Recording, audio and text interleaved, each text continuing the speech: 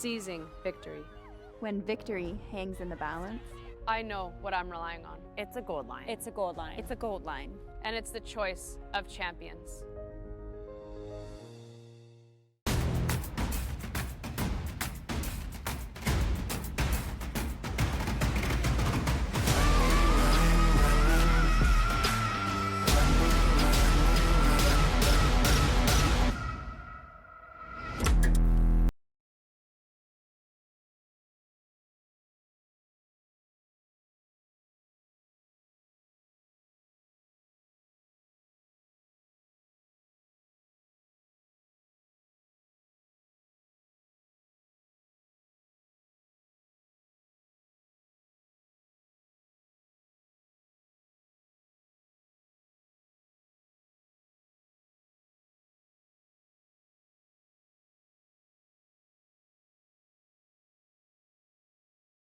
Game.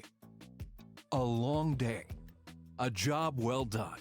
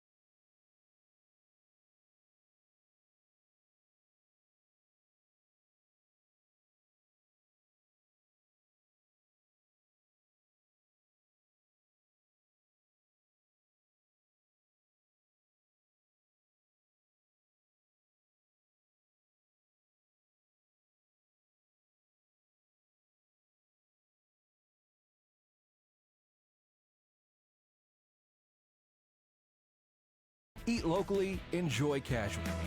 Stood at the pinnacle of curling and battled in the most intense games. Out on the ice, there's no room for compromise. And when the pressure's on, Every millimeter counts. It's not just a game. It's about maximizing performance. Pushing limits. Seizing victory.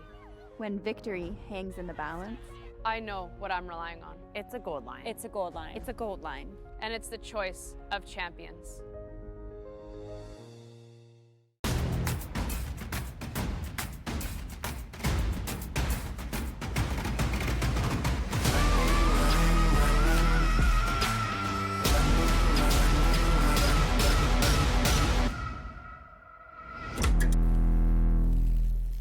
When it comes to the game we love, having the right gear makes all the difference. Gold Line's new curling shoes and brooms are a game changer. The shoes, unbelievably comfortable. And the brooms, lightweight and effective, giving you control on every sweep. When I step onto the ice, I'm not just prepared, I look sharp. Have you seen these shoes? They are a game changer. And the brooms? Light as a feather. It's a gold line. It's a gold line. It's a gold line. And is the choice of champions.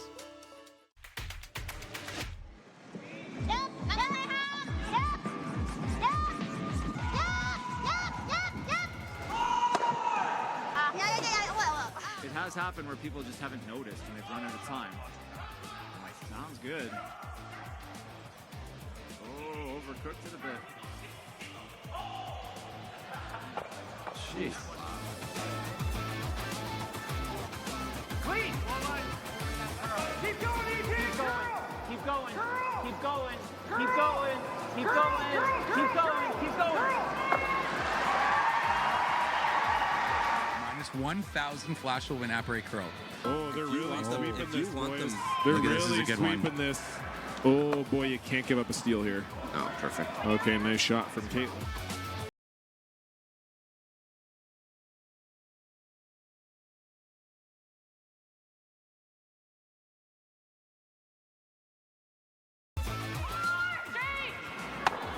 Yes, but here we go. It's happening. Yeah, draw for the win for Rylan Kleider. Needs a piece of the forefoot.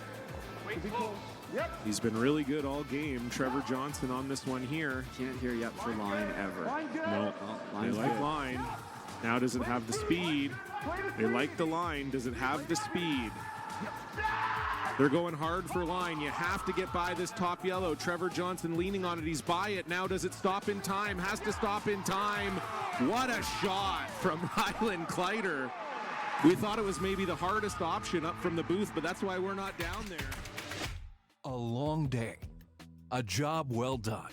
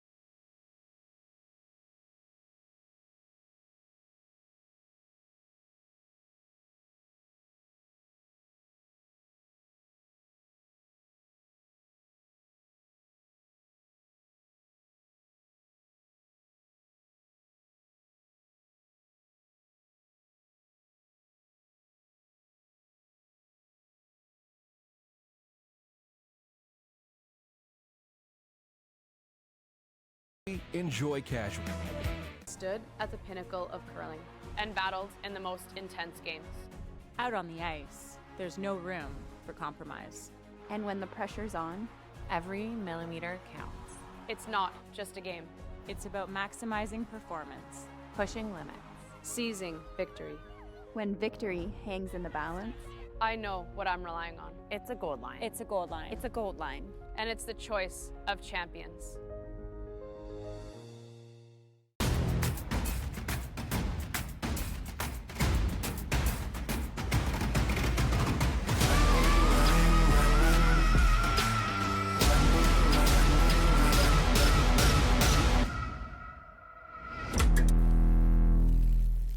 When it comes to the game we love, having the right gear makes all the difference. Gold Line's new curling shoes and brooms are a game changer. The shoes, unbelievably comfortable. And the brooms, lightweight and effective, giving you control on every sweep.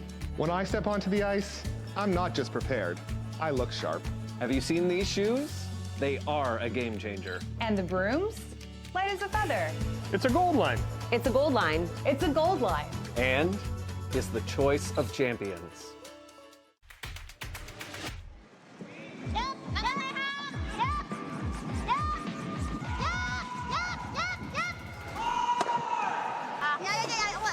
It has happened where people just haven't noticed when they've run out of time.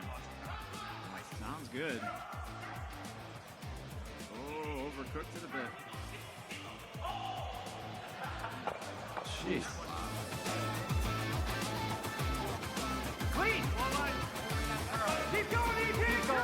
Keep going. Keep going. Keep going. Keep going. Keep going. Keep going. Minus 1,000 flash will win apres curl. Oh, they're really sweeping this, boys. They're really sweeping this. Oh, boy, you can't give up a steal here. Oh, perfect. Okay, nice shot from Kate.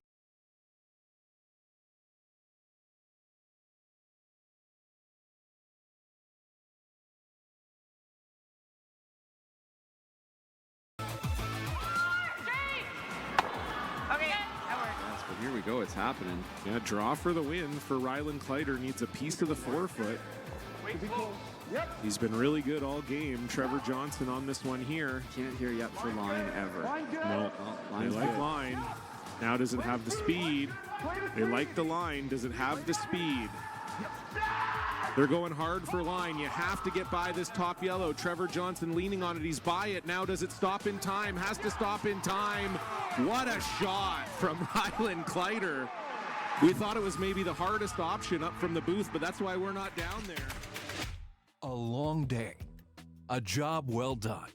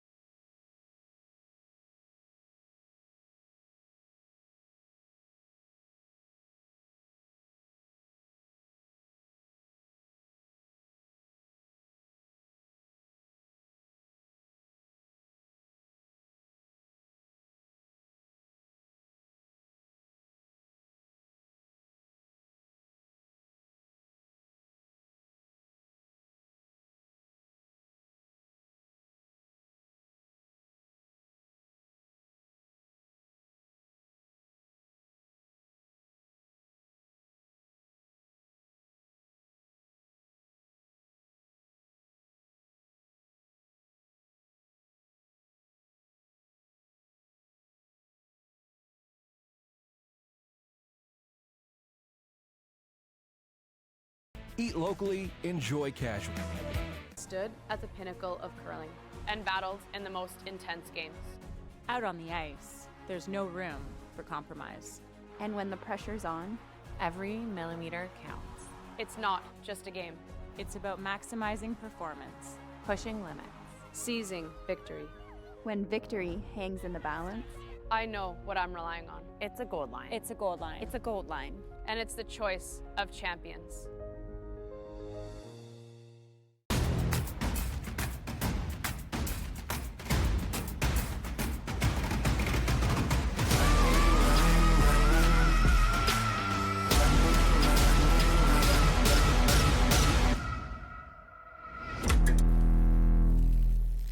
When it comes to the game we love, having the right gear makes all the difference. Gold Line's new curling shoes and brooms are a game changer. The shoes, unbelievably comfortable. And the brooms, lightweight and effective, giving you control on every sweep. When I step onto the ice, I'm not just prepared, I look sharp. Have you seen these shoes? They are a game changer. And the brooms? Light as a feather. It's a gold line. It's a gold line. It's a gold line. And is the choice of champions.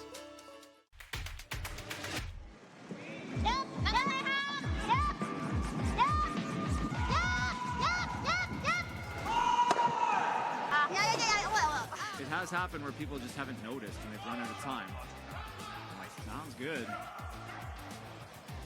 Oh, overcooked it a bit. Jeez. Clean! Keep going, Edin! Keep going! Keep going! Keep going! Keep going! Keep going! Keep going! Minus 1,000 flash will win apres curl. Oh, they're really sweeping this, boys. They're Look at this, really this is a good one. sweeping this. Oh, boy, you can't give up a steal here. Oh, perfect. Okay, nice shot.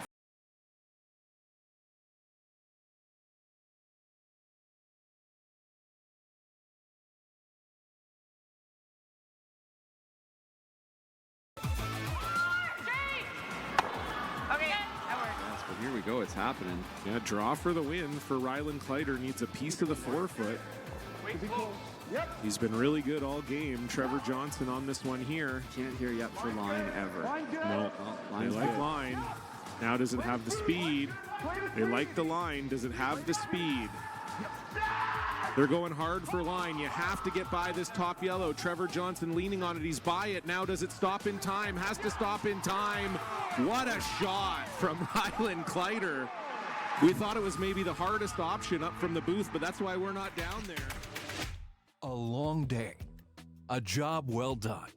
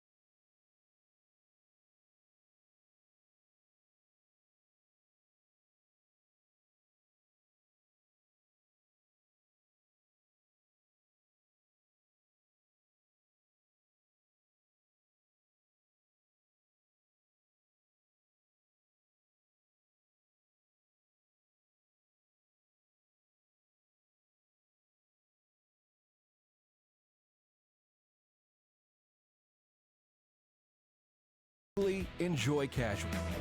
Stood at the pinnacle of curling and battled in the most intense games. Out on the ice, there's no room for compromise. And when the pressure's on, Every millimeter counts. It's not just a game. It's about maximizing performance. Pushing limits. Seizing victory. when victory hangs in the balance, I know what I'm relying on. It's a gold line. It's a gold line. It's a gold line. And it's the choice of champions.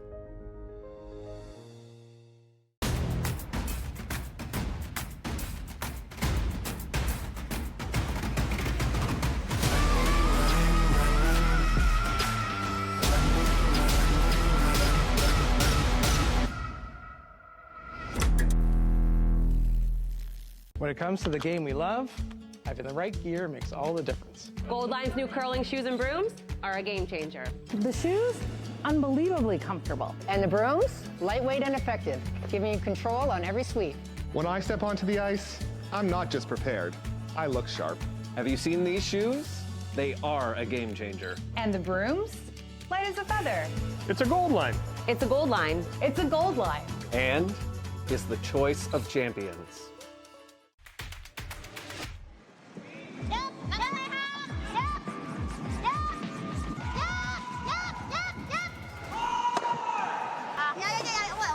It has happened where people just haven't noticed when they've run out of time. I'm like, sounds good. Oh, overcooked it a bit. Jeez. Clean. Keep going, Edin. Keep going. Keep going. Keep going. Keep going. Keep going. Keep going. Minus 1,000 flash will win apres curl. Oh, they're really sweeping this, boys. They're Look at this, really this is a good sweeping one. this. Oh, boy, you can't give up a steal here. Oh, perfect. Okay, nice.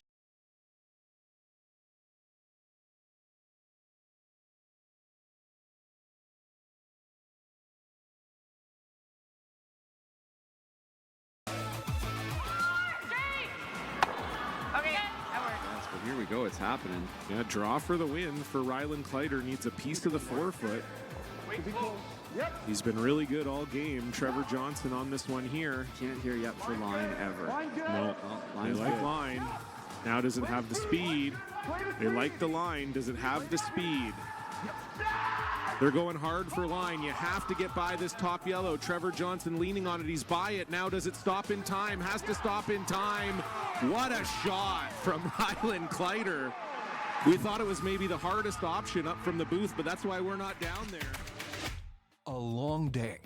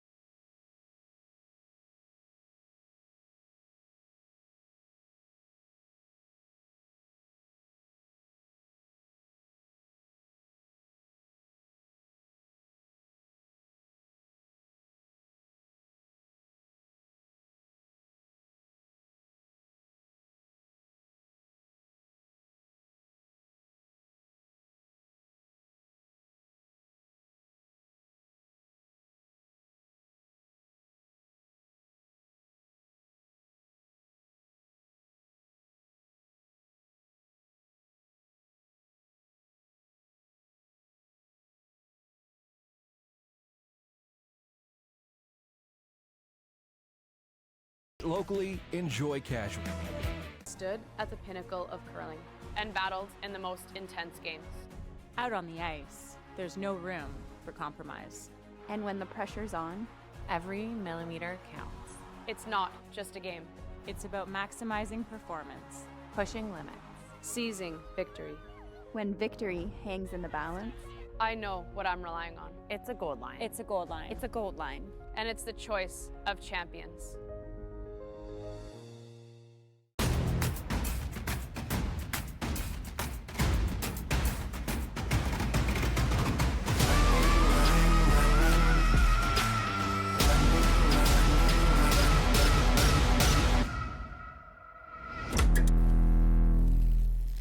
When it comes to the game we love, having the right gear makes all the difference. Gold Line's new curling shoes and brooms are a game changer. The shoes, unbelievably comfortable. And the brooms, lightweight and effective, giving you control on every sweep.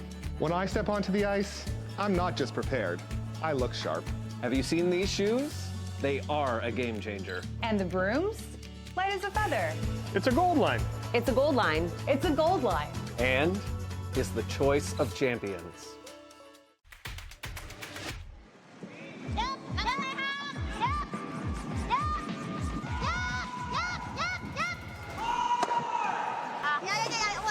It has happened where people just haven't noticed and they've run out of time.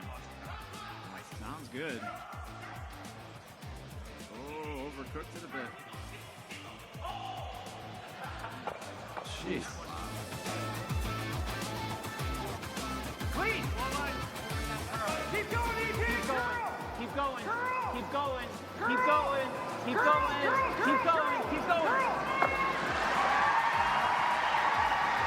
Minus 1,000 flash will win apres curl. Oh, they're really sweeping this, boys. They're They're this is really a good sweeping one. this. Oh, boy, you can't give up a steal here. Oh, perfect. Okay, nice shot from Kate.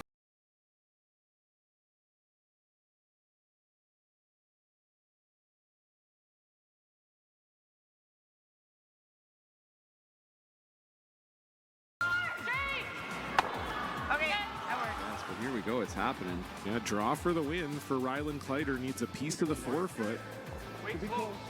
He's been really good all game. Trevor Johnson on this one here. Can't hear yet for line ever. No, they Line's like good. line. Now does it have the speed? They like the line. Does it have the speed? They're going hard for line. You have to get by this top yellow. Trevor Johnson leaning on it. He's by it. Now does it stop in time? Has to stop in time. What a shot from Rylan Kleider. We thought it was maybe the hardest option up from the booth, but that's why we're not down there. A long day. A job well done.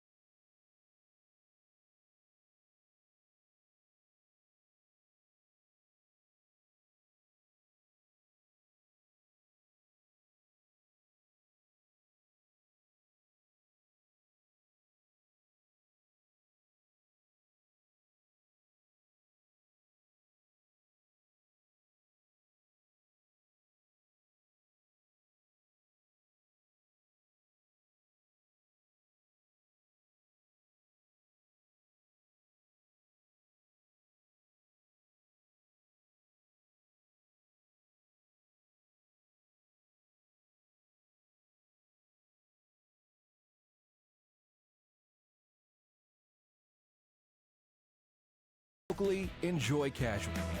Stood at the pinnacle of curling and battled in the most intense games. Out on the ice, there's no room for compromise. And when the pressure's on, Every millimeter counts. It's not just a game. It's about maximizing performance. Pushing limits. Seizing victory. when victory hangs in the balance, I know what I'm relying on. It's a gold line. It's a gold line. It's a gold line. And it's the choice of champions.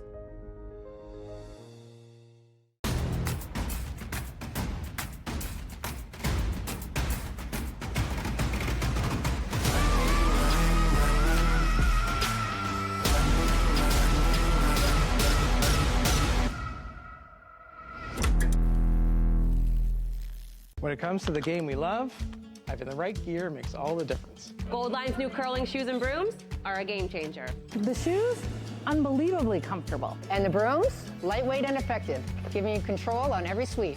When I step onto the ice, I'm not just prepared, I look sharp. Have you seen these shoes?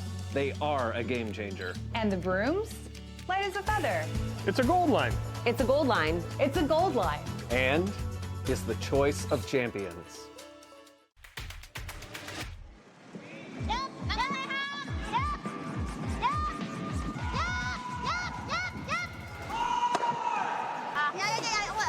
It has happened where people just haven't noticed and they've run out of time. I'm like, sounds good. Oh, overcooked it a bit. Jeez. Clean. Keep going, Edin. Keep going. Keep going. Keep going. Keep going. Keep going. Keep going. Minus 1,000 flash will win apres curl. Oh, they're really sweeping this, boys. They're They're this is really a good sweeping one. this. Oh, boy, you can't give up a steal here. Oh, perfect. Okay, nice shot for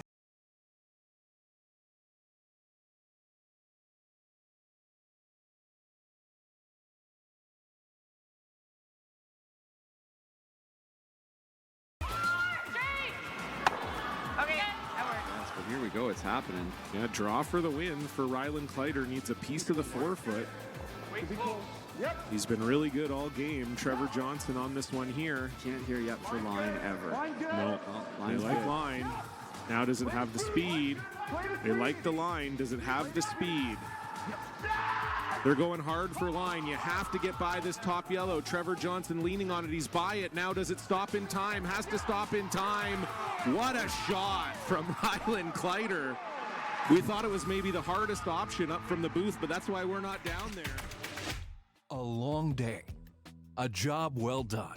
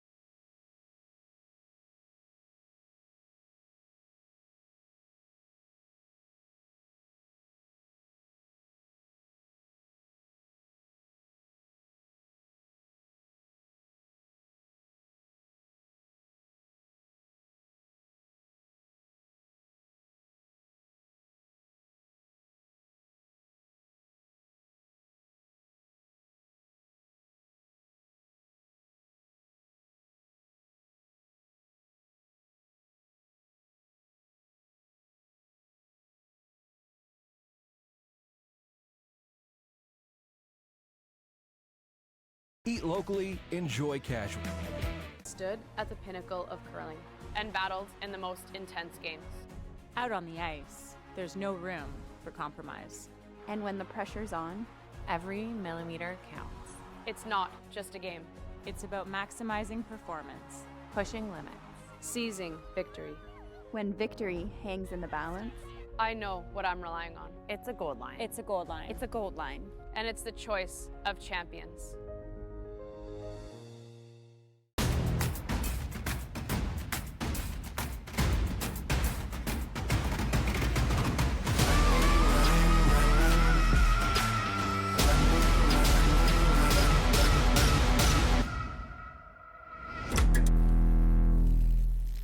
When it comes to the game we love, having the right gear makes all the difference. Gold Line's new curling shoes and brooms are a game changer. The shoes, unbelievably comfortable. And the brooms, lightweight and effective, giving you control on every sweep.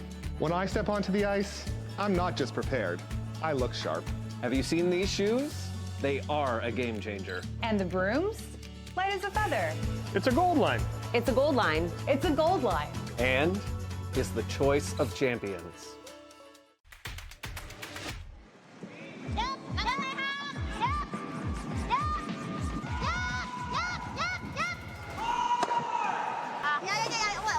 It has happened where people just haven't noticed when they've run out of time. Sounds good. Oh, overcooked it a bit.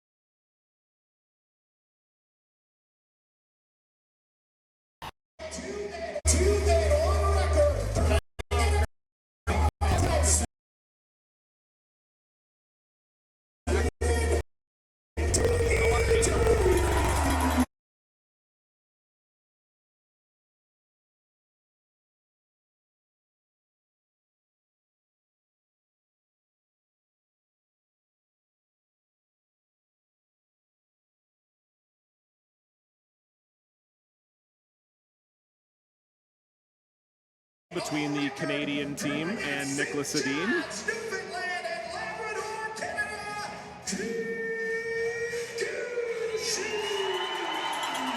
And it should be a great matchup tonight. Team Nicholas Edin sitting at 2-1, needing a win here to ensure that they are into the playoffs. Team Kevin Cooey sitting at 1-2, needs a win to give themselves a chance at a tiebreaker.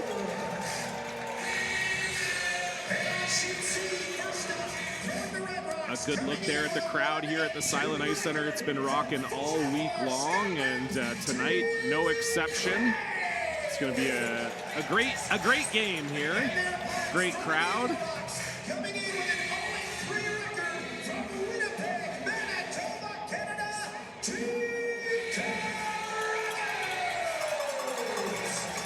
You can hear Robbie Doherty finishing the team introductions out on the ice.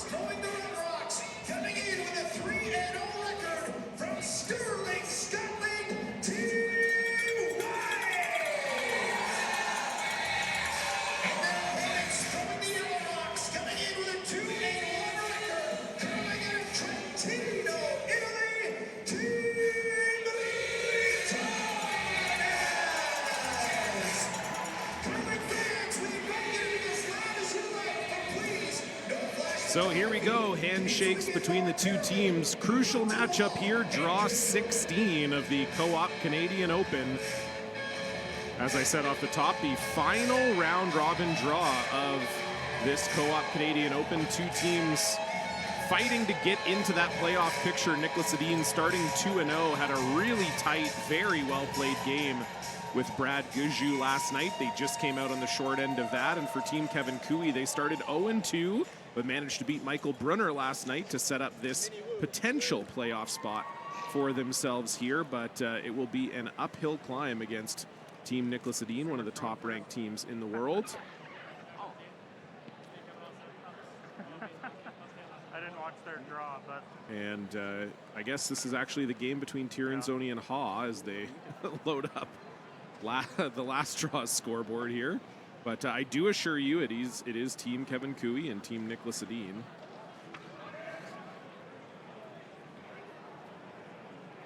So Karek Martin looking to get us started here for the team out of the Glencoe Curling Club in Calgary, Alberta.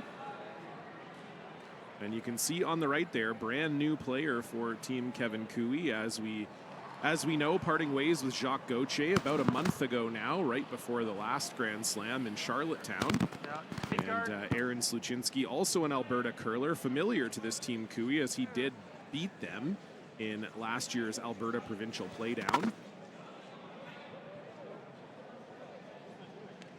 So they end up picking him up, and the rest of the team disbanded. It's a good way to maybe secure a provincial berth.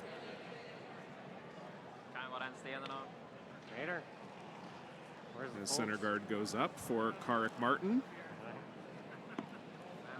And Christopher Sundgren to follow here.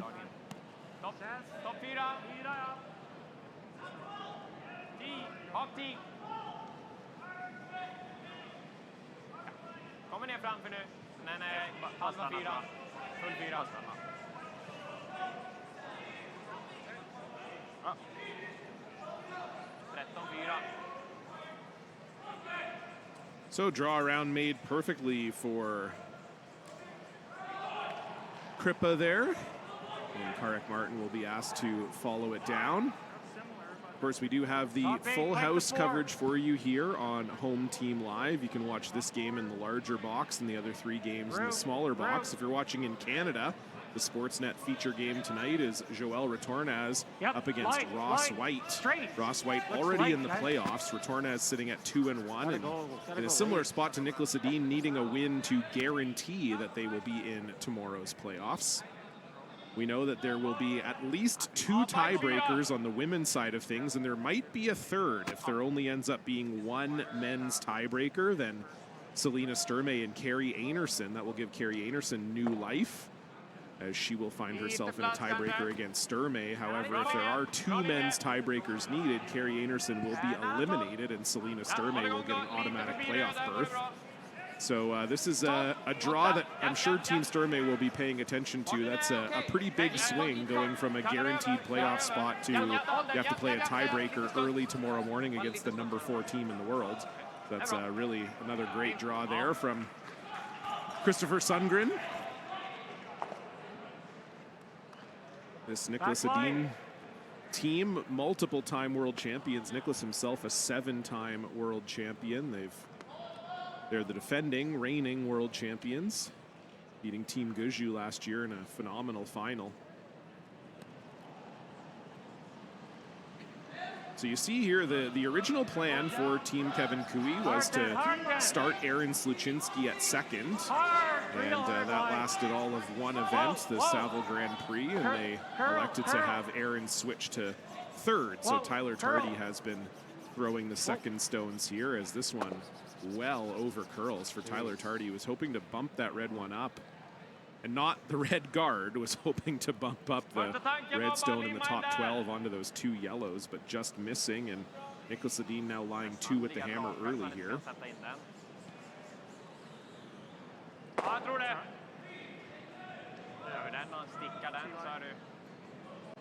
So for those of you just tuning in, this is a Curling Couch broadcast. Things will get a lot looser here in probably in about 15-20 minutes time, as 2-time Olympic gold medalist John Morris is expected to join me here this evening.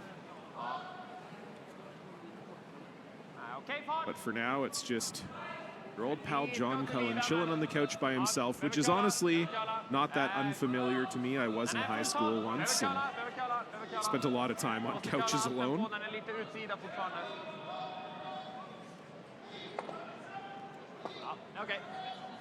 So I think they were trying to get inside of that red stone there, where Team Edin and Rasmus Vrano.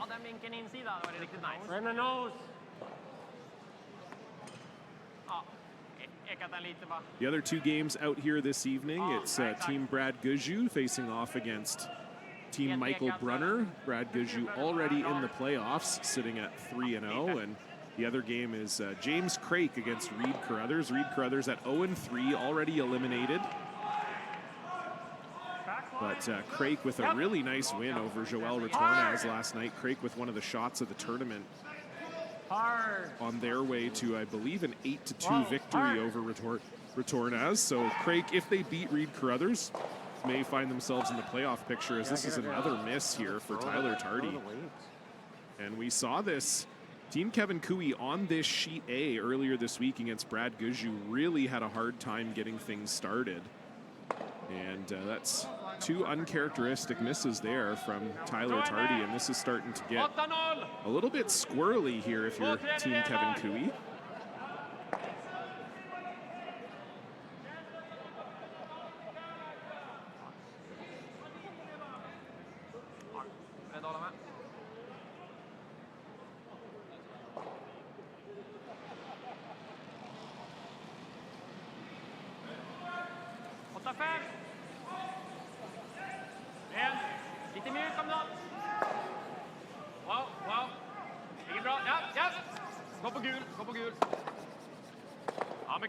So that didn't roll as much as they would have wanted to. The plan there was to have Vrano's stone just kick off of that yellow and maybe send it into that red on the left as you're looking at it, but it is still Team Edin lying 2.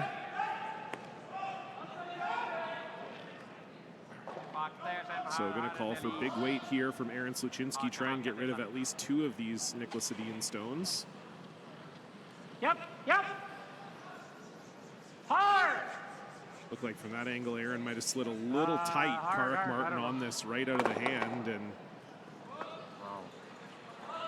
I don't think that was the desired result.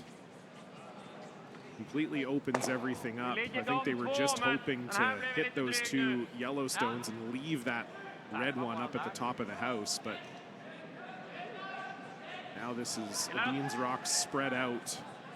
No real danger here other than you maybe just want to make sure that Kevin Cooey can't maybe hit and roll behind that corner situation here. Den här dubbeln är väldigt lätt, men det känns inte som det går att undvika. Inte slå där i alla fall. Kanske tappen då. Ja. Ja, den är bra. Ser han den dubbeln, då har vi en gömd där och så kan vi försöka få till en 2 på andra sidan. Fart tillbaka 4 så vi tappar in den topp 8 typ. Ja. Har marginalen tar ganska mycket utsida så skaver den via röd.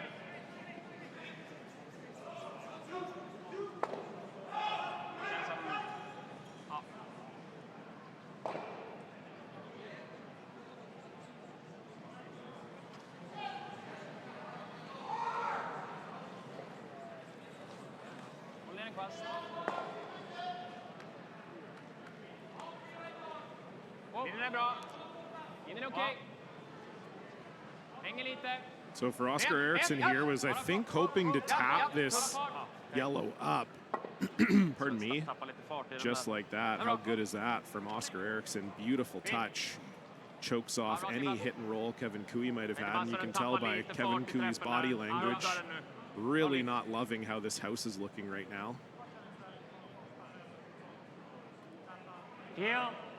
Edin lying 3, and I think Kevin knows that they're probably giving up at least 2 here. Aaron Sluchinski has to make this one. Again, looked like maybe a hair of a tight slide there on the wrong side of center for Aaron Sluchinski. Karik Martin trying to hold this. They got 1. Do they have the second? How far do they move it? Ooh, I think that Nicholas Edin stone does stick around for 4th shot. See on the replay here, just doesn't quite get enough of that yellow stone. Always hard to tell from our over the house angle, but it looked to me like that yellow stone is fourth. Whether or not Nicholas Edin can bring it into play is another question.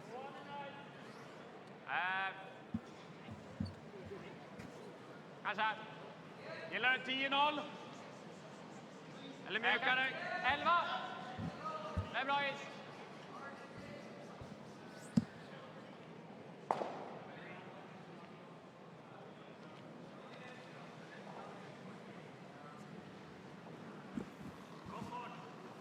Ligger bra. Ligger bra. Wow, wow. Wow. In. Bra. Ja, ja, ja. Och lite ut.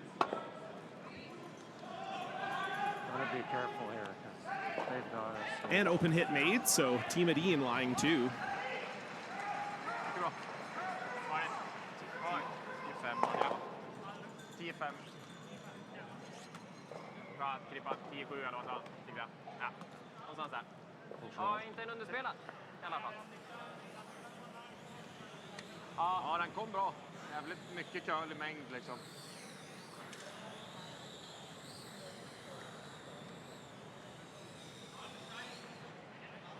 So no real choice here but for Kevin Kui to hit this open one. I think really the danger is you never want to get in a situation where you could maybe make that Nicholas Edin stone that's lying fourth shot count for them. So I think you're almost happy to concede the 2 here. Well, you're not happy, but you're settling for conceding the 2 here. Control. Absolut, absolut. Chappar dem och vi chappar och ligger vi nästan 10-line. Då kan han i alla fall göra en bit. Så kan man få en flisa. So first rock for Kevin Kui. Ja, och drar den dit så... Whoa, curl! Klippar den kanske eller... Calling for curl here. You do not want to roll out here. You can't roll out here. Oh boy. And so this is exactly the situation that I was saying they wanted to avoid. We'll see if Oscar Eriksson gives us any indication as to which of these stones they think is shot. Again, from our camera angle, it looks like it's yellow. I don't know for sure. I think you're hitting this red one regardless, but if indeed that yellow stone is third shot, when this stone comes to rest, then that's a huge error from Kevin Kui there.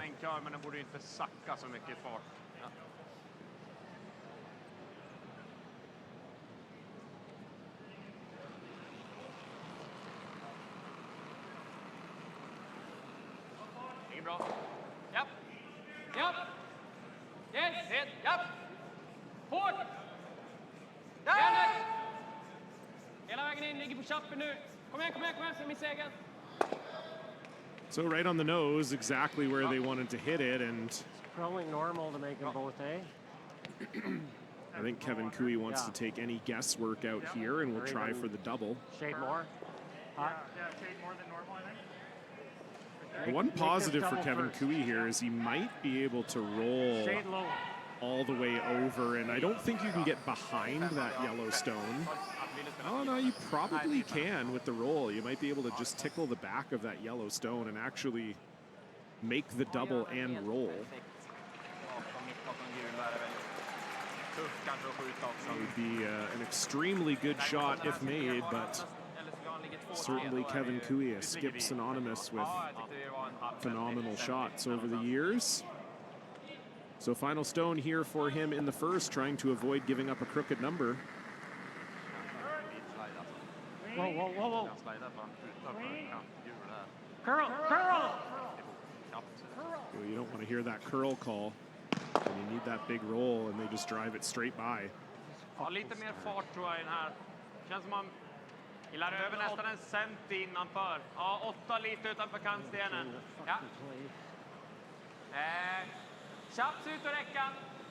So you have to be a little careful here if you're Nicholas Edin. You can't flirt with that back yellow one at all, and you also can't really roll too much to the outside, like where Oscar's broom is, because then you would also be giving up this as a scoring rock. I think to make this rock score, you pretty much have to hit it bang on the nose. No room really to roll either way. Final stone, Nicholas Edin. And that's a big whoa from Oscar Eriksson. Need this right on the beak, and he has it, so it's 2 for sure. We'll see if it ends up being 3 or not. And indeed it is 3, so they don't even need to put a stick on it. I guess my eyes are better than I thought. What a great start for Team Nicholas Edin. We'll see if Team Kui can find their way back in it right after this. When you've conquered another game, a long day, a job well done, and the final work call.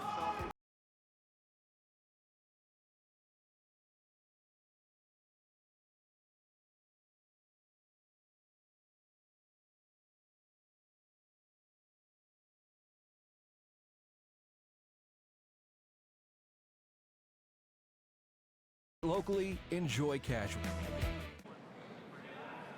Here I am, still waiting for my special guests here on the curling couch. It's a lot of unattended headsets, but John Cullen with you here on the famed Grand Slam of Curling couch for this game between Kevin Kui and Nicholas Edin. And it was a big first end for Team Nicholas Edin as they pick up 3, and we'll see if that scoreboard is wrong. It was a score of 3 yellow. I'm almost sure that's what I heard them say. So we'll see if that is the case and the scoreboard gets fixed. But I feel like I fairly clearly heard Aaron Suchinski say it was 3 for Nicholas Edin. In any case, doesn't change the strategy much for Team Edin. They put the first one in the house.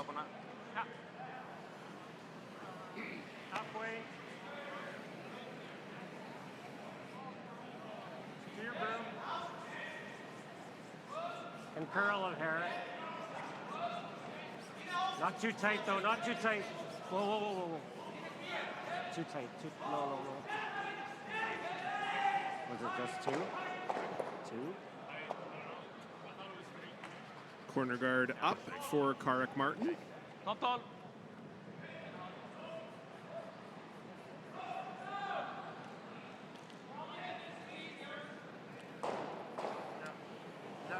ran better than I thought it would. Because it felt frosty in there, like on the brush. There we go. We see the scoreboard now fixed to show 3.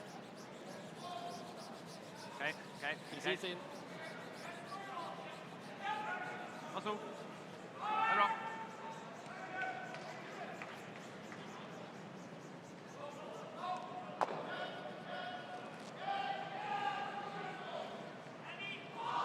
I think we'll see a draw around the corner here, or maybe a double corner from Karek Martin. Here in halfway, so I believe the call is for a double corner, which does make sense. Down 3 here. Yeah, it's just, there's no point putting them. They're too close. And you heard Kevin Kui there say they're just maybe a little too close, especially with how good Nicholas Edin is at hitting. And the problem with where that one ended up too is that there's no yellow rocks that would be in danger of getting in the way if you wanted to double peel, which we'll almost certainly see Rasmus Vrano attempt on his next one.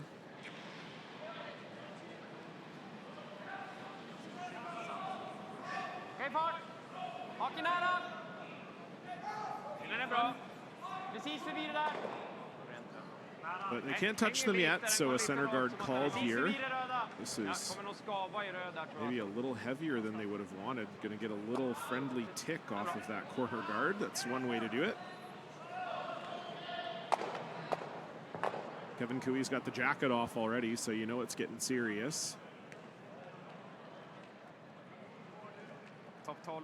It's a near full building here in the Silent Ice Center tonight in Nisku. Crowds have been awesome here all week. If you're in the Edmonton area, even Red Deer, just through. heck, even Calgary, Fort McMurray, Grand Prairie, get on down here. This is a beautiful arena here. There are still some tickets available for the weekend, thegrandslamofcurling.com. But yeah, with these night draws, the amount of people in the building does heat the building up a little bit, so typically see the curlers doff their jackets pretty early. Hard. Hard. Coming down a little. Hard, you're light. Hard. Got to get through this hole here if you're Tyler Tardy, and unfortunately that is 0 for 3. Just let him Nicholas Edin may be smelling blood a little bit here. With a 3-0 lead, you could see them triple peel these corner guards. I think that's definitely a doable shot. He's maybe nervous that the triple peel's not that easy, that you only get rid of 2 of them and you still leave the corner guard. So maybe that's also the reason they're getting a little bit more offensive here. Känns som det ligger alltid kvar en bra corner. Det blir lite gratisläge på 2, men... Kör garden då. Ja. Hake mitt på linan. För att ha framkant.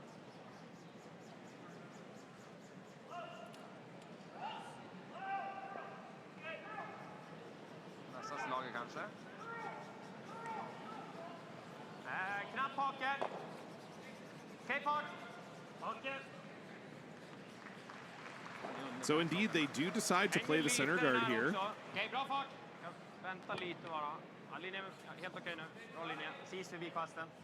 Okej, det räcker nog där tror jag. Bra. Again, just a little nervous that the situation wouldn't have improved a great deal if you tried to peel those guards. So center guard up, Nicholas Edin lying 2 without hammer here. What do you like? Ja, kanske. Men ändå mindre än mitt 12 och den är inte uppe på linan. Jag sätter mina betydligt vidare än så, men... Yep. Whoa.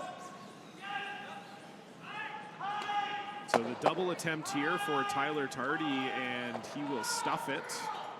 It's better than it was, but Team Edin still lying 1. Okej. Ja, vilken hand gäller nu? Tror så, vi spelar neråt. En 10-0 tjockhalv. Ja. Eller? Det känns bättre med den handen. Annars blir det nästan att den rullar ner mot den här och vi kommer måste rulla för långt med slagstenen. Man tar lite tjockare vicka för egen då, kanske bara kan spinna in via egen också. Nej, 10-0 kanske. Ja.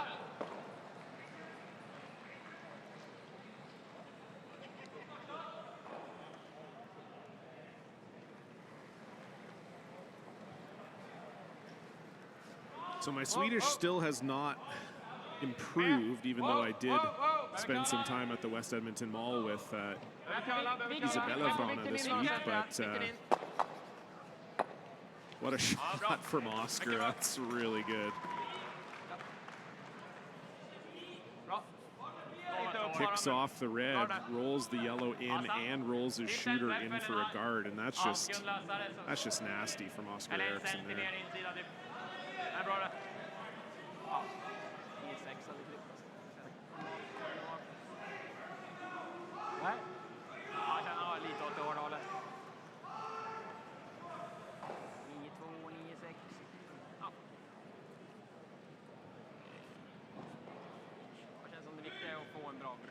Vad som händer i boet om vi kommer in mot våran. Det viktiga är ju att blocka där. Man kan ju alltid vicka där. Vickar vi för långt ska man alltid sätta rullen ändå. Hard. Oh my gosh, that's hard to do. Tappa egen eller lägga en center för deras center. Knacka egen eller garda deras gard. Ja. Det är ganska lätt för dem att tappa det här via någonting, få ner en dit liksom.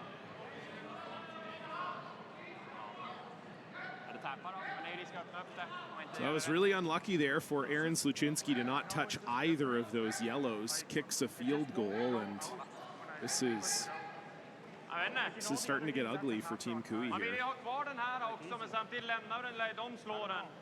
Det är okej. Slå dem där om 2 steg kvar. Och den här centern är kvar för dig att runda.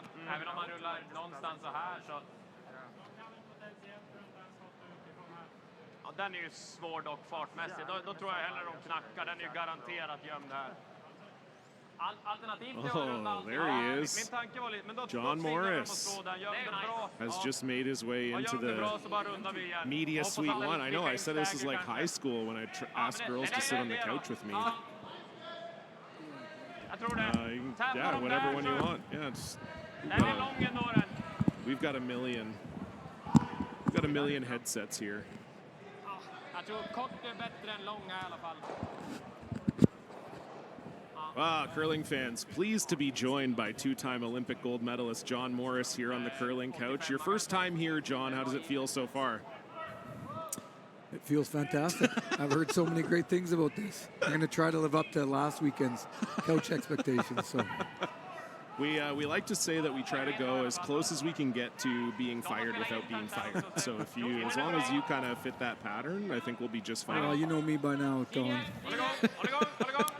I usually call a spade a spade. Yeah, so. Oh, absolutely. No question about it. So what game are we doing here? We're doing Team Kevin Cooey against Team Nicholas Edin. And as you can see, John, Nicholas Edin already leading 3-0 and now lying 3 without hammer.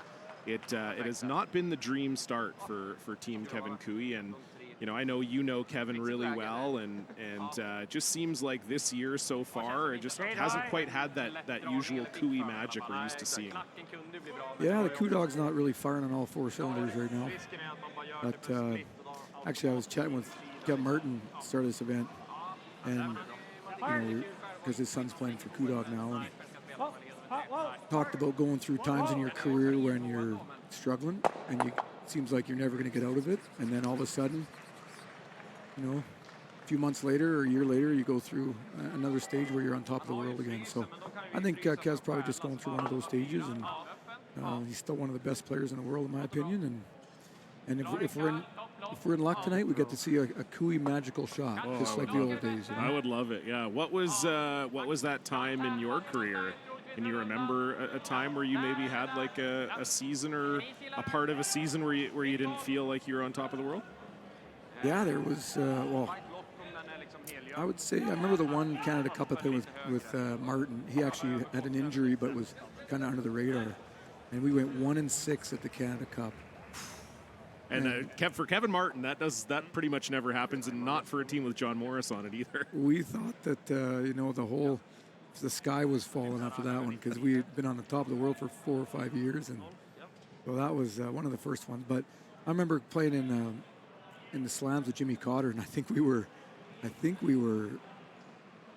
want to say something like 1-12 or something at one point. It was a pretty brutal record, but we ended up beating, I think, Gushu that day. So yeah, you go through ebbs and flows, and I think that especially with Aaron Sostinski being new on this team, they're still probably trying to find their groove, Yeah, no question. I feel like, too, maybe further to your point, it seems like, and this is a nice draw here from Nicholas Edin to once again lie 3, but, I feel like these days now, too, and maybe this was also true for you as you were, getting through to the latter half of your career, but these teams are playing so much now that you just can't be on top all the time. It's impossible. When you're playing 100 games a year, you can't have 100 good games in a year. I got to say, I'm kind of glad I finished when I finished. We were just starting to get into how great the rest of the world is starting to play, and it's full-time jobs for them. And, we didn't have that in Canada for many years. And, it's hard to keep up now. We still, in Canada, I think a lot of curlers still have regular jobs that they have to try to maintain, and it's just hard to keep up to where the world has gotten in curling. And the slams, I remember if you didn't make a slam final, it was a bit of a failure of a weekend. Now you're just itching and clawing just to qualify in these things, and if you get a game that you win by 4 points, it's a bonanza. Yeah, no question about it. We've talked about that a lot on the broadcasts over these first 2 slams of the year, that the curve is flattening, that's for sure, and there's really no easy space on the bingo card. But this is almost exactly the spot, John, earlier this week. Kevin Cooey had a draw against 3 and did almost exactly that. Came way too heavy. Now, thankfully, that wasn't the last shot of the end for him, but this is, I don't think it takes an expert to see this is starting to look pretty dire for Team Cooey. I got a question. Yeah. If it's 8-0 after 4 ends, are we going to change to another game? No, we're just done. Okay. Yeah, you and I we can sit on the couch and just talk to each other. Well, let's hope that the old Kudog ring can make a few more shots here then. Yeah. Yeah, this spell on the couch might be quicker than we anticipated, but we'll see how we go here. You never know. This is just, I always say this, these are the team talks you love, where you're just talking to your team about, geez, how bad can we just screw these guys here? Yeah, this is a good situation for Nick. It's got to be close to this, too. I mean, it's lined up on me. We might have to see some early magic from Cooey here. I don't even know how he's going to score there if he makes a nice draw here. It would be pretty magical. You said you wanted some old Kudog magic, and we might get it. We might get it.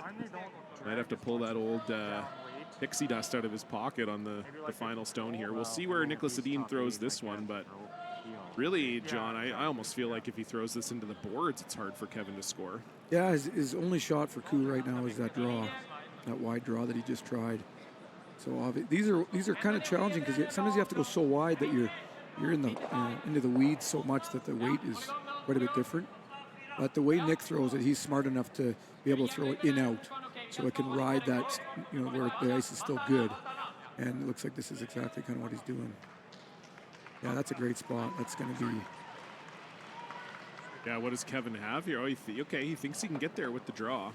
As my old coach, Jules Ocher, used to say, Danger Bay. Danger Bay. Danger Bay for Kudog right now. Is that like an old TV show or something, Danger Bay? Yeah, I'm a little older than you, aren't I? Well, you are a little older than me. Not much, but old enough. I'm going to be 40 next year, John. Well, you're only a few years behind me. Yeah, I'm not too far behind you. It was the same era as the Beachcombers. Oh, okay. Danger Bay. What would you guess if I threw the same? Yeah, this is, if he papers that top 8 rock, it could be there. But the alternative is not very good. The alternative is Lights Out in Twinkletown, I believe, is another John Morris quote that's been attributed to you over the last few slams from my compadre, Brent Lang. Oh, yeah. This would be trivia for the fans here, okay? Okay. When you're at a Curling Canada event or a World Curling Federation event, usually there's a minimum amount of ends you have to play. That's right. Curling fans out there that watch the slams, is there a minimum amount of slam ends you have to play when you're playing the slam? It's a good question. I think the answer is yes. There is a minimum. Do you know what the minimum is? No, I thought you were the pro here. I think it's 5, but I also think if you're not on TV, now will this stop? That's a heck of a shot. That's really good. That's a heck of a shot. It's not for 1, but it does count Nicholas Edin down to 1. You always love to make a hell of a shot to only give your opponent a steal of 1, but that's what Kevin Cooey did. We'll pick up the minimum end discussion when we come back.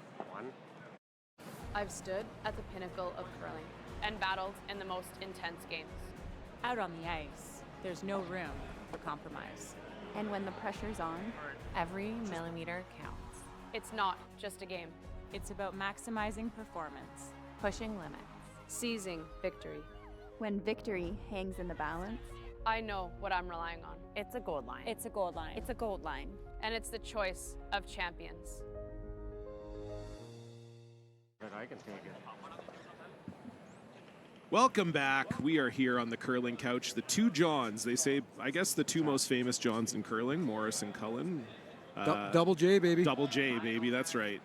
We're here for this final round robin draw. Team Nicholas Edin against Team Kevin Cooey, and you can see the scoreboard there behind Christopher Sundgren. This is a really good start for the Swedish Vikings here, and I think, John, something you can probably speak to a little bit is just how good Team Edin is at playing with the lead. Such good hitters. It's tough to come back when they're up 4-0 on you. Yeah, I don't know if there's a better team that hits like they do. And the savior for for Cooey and his rink might be the 5 rock rule, which is only, that's one of the great changes that we made. But it's, this is, if you're a betting man right now, what would the odds be for Cooey to win? To be about? It's not good. I think it's about 8%. Yeah.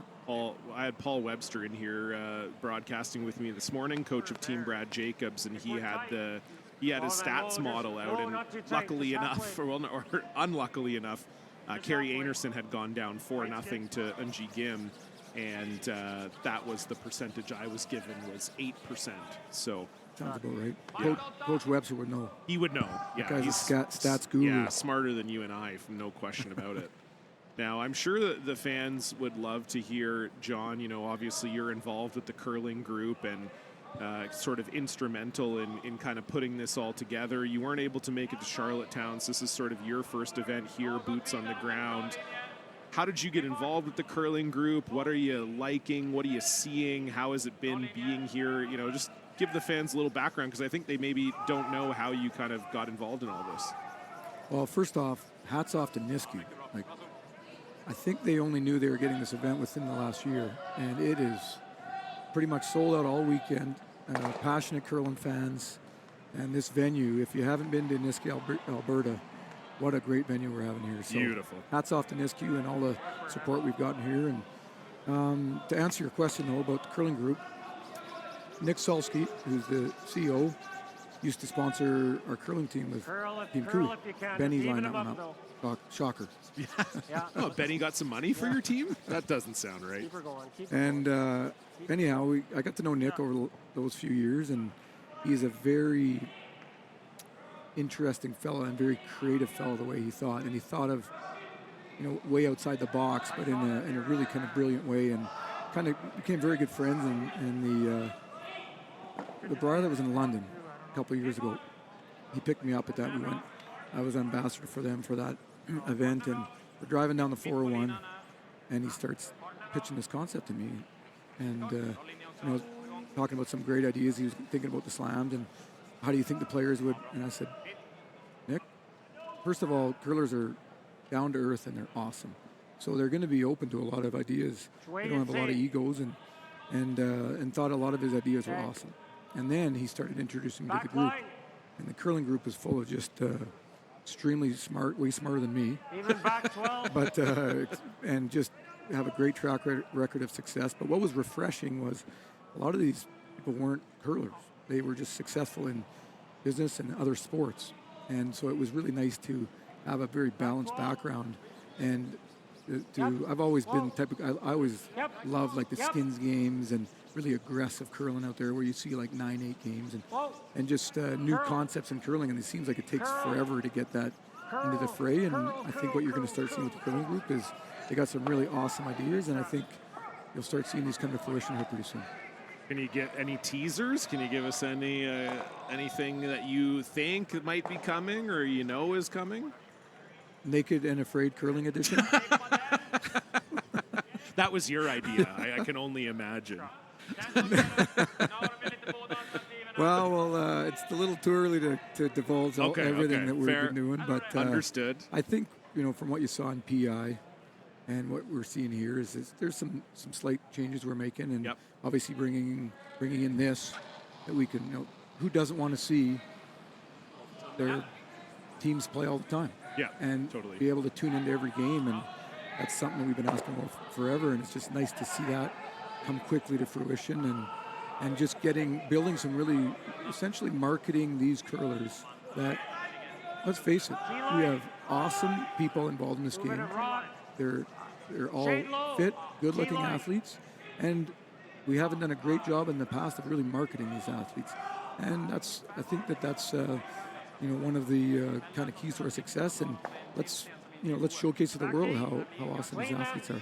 Yeah, no question. I mean, I obviously have agree with you. I've been, tooting that horn for a long time, trying to do different things to showcase the curlers' personalities. So many interesting characters now, especially with the growing international part of the game too. It's not just that you're getting to know these curlers, but you're getting to feel like other countries, and you're learning about customs and cultures, and it's just I think it's really something that's special about our game, And it is nice to see that being embraced, I think, for sure.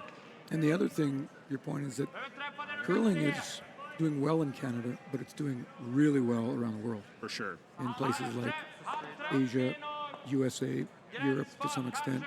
And we want to, it's great we've known that curling's awesome in Canada for many years, but let's introduce to the world how awesome curling can be. And there's an appetite for it right now. And I think that I wouldn't be surprised in the future to start seeing some slams in other markets. Love it. That I think are going to eat it up. So I'll throw a spot out there for you. Hawaii. All right. Well, are we sharing rooms in Hawaii or what? Sure. Yeah, absolutely. I'll share a room with you anytime, John. I know that they do say there's no bad ideas, but Naked and Afraid Curling Edition might be a bad idea. That might be. If that was the first one you brought to the table, they might have been like, okay, Nick, who's this guy? No, there's a lot more exciting. And it's just, it's, again, the other thing, we've brought in some great curlers, like Jennifer Jones is now in the mix. Yep, totally. And she is, I never knew her too well because I was always on the men's side of things. And, we didn't hang out with too many other, in-depth women's teams to go, to learn about them. But Jen she's a wizard. Yeah. And it's just been great hearing another perspective. And she has a great perspective that's been welcomed to our squad as well. So it's nice being with a team that positive, and they have guys. They're very creative. Totally. So Team Cooey here, John. Once again in at least light jail here, if they're not in extreme jail yet. This is really not a great setup for them. What do you see in here? Well, I think at this point you just want to score a point to try to just change the momentum. Even 1 point can change the momentum here. So they have this angle raised on this red that wouldn't be a terrible idea with back ring weight. You're probably just bunching these in here. To try to keep your shoot around if you can. But I think either or. Yeah, what have you been seeing from this Cooey team? Why do you think that you've been probably watching them a bit closer than I have this weekend? What do you think is for sure? It's interesting. I think you talked about it. It's never easy for a team to change a lineup mid-season. Also not easy when you talk about position changes. So Tyler Tardy has been the constant third for Kevin Cooey for the last 2 years and 2 months or 3 months, whatever you want to call it. So now he's down playing second. So you got not only a new team member, you also have a position change. And it just seems to me, and I think, John, you've been on a lot of teams where, obviously you're on very talented teams, but you also seem to have the team chemistry piece nailed. And I think we know in curling, you don't always have to love and be best friends with everybody you curl with, but there does need to be a kind of base level of chemistry. And I just feel like with the Kevin Cooey mix, ever since Brad Thiessen has left, they have never really nailed that chemistry mix, it seems to me. And again, that's just from me watching. You only see the one piece of it on the ice, but that to me is kind of what I see. And I know I've had lots of great chats with you over the years, both into a microphone and not into a microphone. And I know for you, team chemistry was very, very top of mind for you when you were putting teams together. And so, yeah, I think that's a big piece of it. Yep, I think you nailed it. Trying my best. I think one of the things with Koo is that he's an old school player. Grew up kind of the same time frame as myself, and I think it's hard when he has 3 younger guys on the team that are from a different school of thought, curling. I think that can be a challenge, and that's kind of what I'm seeing is that I think if there's another player on the team, I'm not asking him to change teams again, but I'm just saying I think when he had myself or Ben or we were all cut from the same cloth kind of thing. I think sometimes that can affect the dynamic a little bit. Well, I mean, to that point, and that's a nice double made there by Oscar Eriksson, Nicholas Edin lying 4 here without the hammer. But you know, to your point, John, you know, you went through that, right? You joined up with Kevin Martin. He was definitely from a different era than you were. You know, maybe not as big of an age gap as there is between Kevin and Tyler, say, but, you know, what were some of the things that you guys did to kind of bridge that gap? Because, you know, I think people still think of that team as one of, if not the best teams of all time. You know, how did you three kind of work on integrating maybe that player from a different era? How did that all work together? Yeah, that was, you know what, that's a great question. And the first thing that I think really helped make it work was, that's a good shot right there. Gives him a chance here. Yeah, totally. But one of the first things that we were really excited about was we had 4 players on a team that all had killer instinct. And that was one real commonality of us, is we just wanted to win. And we all didn't care what it took. And I'm not saying that's not the case with a lot of teams out there these days, but I've never been on a team since or before with 4 guys like that. But it was, you know, it was a challenge. I'd skipped all my life going into playing with Kevin. And all of a sudden you're playing third. So I just think it was, you know, it's same thing. You know, Mark made a big sacrifice. He could have been one of the best thirds in the country, and he went down to second. Kind of similar to what you seen with Emma Miskew. Yes. On that Rachel Holman Very team, much right? so, yeah. But, yeah, as much as we had differences, we also clicked. You know, we bonded over cards in the room and watching the Oilers games and a few whiskeys. Yeah. And it didn't take long to, and kudos to the young guys on our team. Ben and Mark didn't know how to play cards before we. Oh, really? You guys had to teach them? What was the card game of choice for Team Kevin Martin? A game called Whist. Oh, Whist. Okay. Whist was a great one. Yeah, yeah. And yeah, so it was funny early on in that we would take those young boys to the woodshed on the regular. Oh, you and Kevin were a pair against Ben and Mark? But then we realized this isn't fair. Right, yeah. You guys are the 2 card players. You're like, hey, we're going to teach you this game. This is a really nice shot here from Nicholas Edin. Makes that draw for fun. But so you're like, maybe we've got to change the We changed her up after that. And after that, it was me and Ben usually, and Mark and Kev, the two Calgary boys against the 2 Edmonton boys. Keep that Battle of Alberta going. Yeah. And then we had some good battles. And kudos to those young they were young on our team at the time. Right. They took their licks, but also learned. So by year 2 or 3, we got games going on, and it's getting heated. So it was, yeah, we had some. That was some of the best memories I ever had playing cards with those boys, and then you add Jules Ocher into the mix the odd time, and then you know it was just some great curling and a lot of fun on the road. Did you ever have like some nights where you just got so wrapped up in the cards and then all of a sudden you look at the clock and you go, oh shit, we got an 8 a.m. game tomorrow, boys. What are we doing here? Yeah, the 8 a.m. Draws, especially when all of a sudden it's midnight. And yeah. But no, we had some great late nights with that team, and some of my best memories I'll ever have.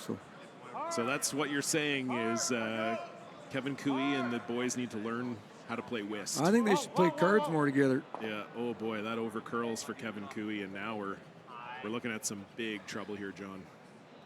Yeah. We'll see. This is again another kind of has been the theme all weekend for Cooey and his team. Yeah?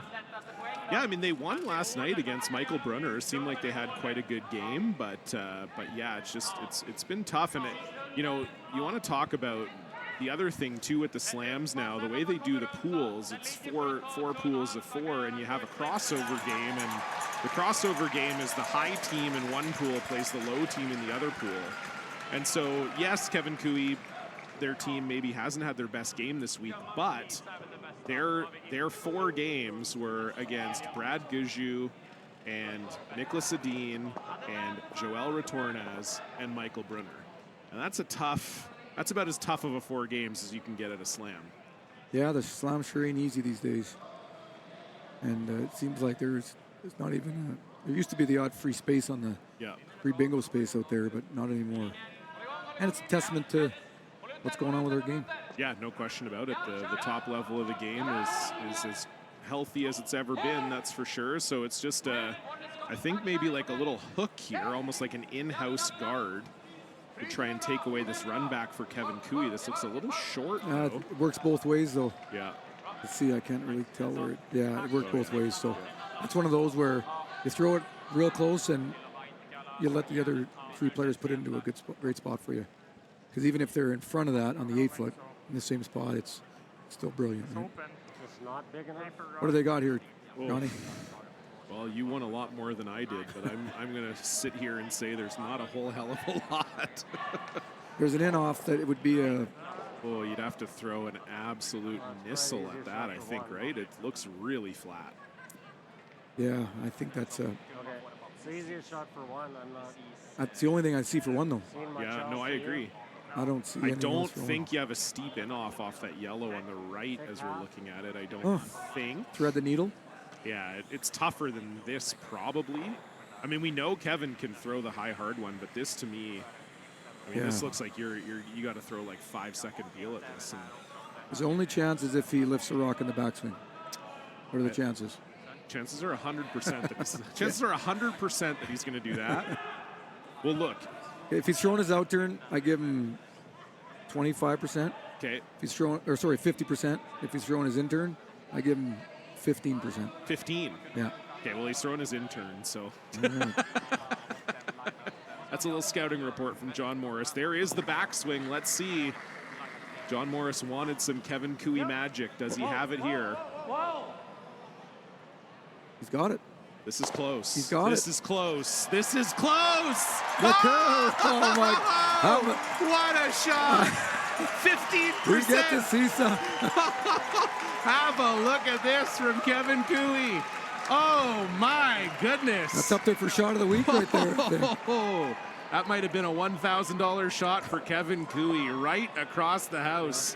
Stops the pain. Whew. Let's go to break.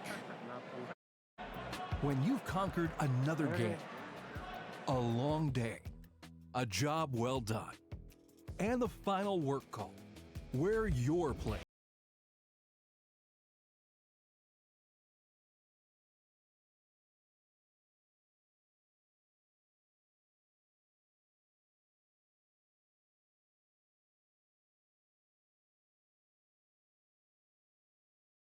Locally, enjoy casual.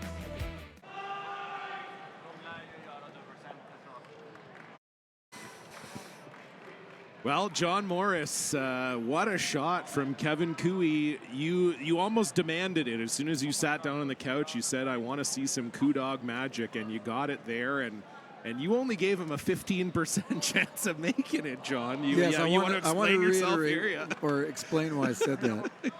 Kev can throw his out turns harder. Okay. And I thought that was one of those shots where you had to throw it a million miles an hour. Right. So I thought it was a guarantee he was throwing his out turn. Right. So when he lined up for the in turn, which makes sense, you roll a little bit flatter with him. Yep. So I think, I'll eat my words a little bit on that one. I should have had those opposite, I guess. But a heck of a shot by Coo Dog. Great to see that he still has that in the old repertoire. Absolutely, yeah, and it was nice to do it in front of a full house. We've talked a lot in the last 30 minutes or so about this team Kevin Cooey and their struggles this year, but at least they got that moment, if nothing else. Maybe that's the shot that turns them around. I would love it. I would love it, and I again, you've played at such a high level on these teams, and I think, correct me if I'm wrong, but sometimes it is just that. It's like you make one great shot, and all of a sudden you have belief again. Yeah, everything starts clicking. So we'll hope that's the case for the Cooey foursome here. See if they can start putting some. They haven't had any pressure on this team all game, so that looks a little. No, that's a good shot. Christoph doesn't miss very much. No, Christopher Sundgren, very nice lead. Yeah, doesn't really miss too much at all. There's not many holes in that whole lineup on that Edin team when they're playing. They got to be one of the toughest to beat, I'll tell you. Oh, absolutely, yeah. I mean, you would have had some good battles against them, but you were sort of on the tail end of that, or I guess they were in the slams when you were going good. One of my first memories of playing Nick was in 2010. Oh wow, yeah, to Olympics. He was the young up and coming team from Sweden. Yes. And we played them in the semifinals. They kind of squeaked into the semis in Scotland, which was our nemesis at the time. Yes. Didn't make playoffs. That's right, I remember. And I remember talking to the guys before the game, and I'm like, okay, this young kid, he just loves to hit. We got to make him draw. If he's hitting, he's, in a game where there's a lot of pressure, he's, we're playing to his strengths. And guess what happened? You made him draw. No. First 5 ends, he had 10 hits. And I'm like, nice. I think they had a 1-point lead at the 5th. And I'm like, okay, our strategy's not really working. He's hit every shot we've put in front of him this game. So anyhow, we ended up having a good second half. But that was when I realized, man, this guy's for real. And he had a different team at the time. He had, yes, that would have been with Frederick and Sebastian and Victor Schell. You betcha, yeah. So he's built a super Viking squad here that is tough to beat, and I think you'll obviously got to be a front runner for the next Olympics still. So. Oh, totally. Well, I think the one thing that his team has done too, is I wrote about this last year, but one thing that you see, like on the women's side for Sweden, you have quite the rivalry brewing between Anna Hasselborg and Isabella Vrana, and with the men, what Nicholas has kind of done over the years is he's just slowly absorbed all the good skips. So he's, like Oscar made the Worlds as a skip, as a 23-year-old, I believe. And then Nicholas, and that was after, silver medal at the World Juniors, winning the World Universities.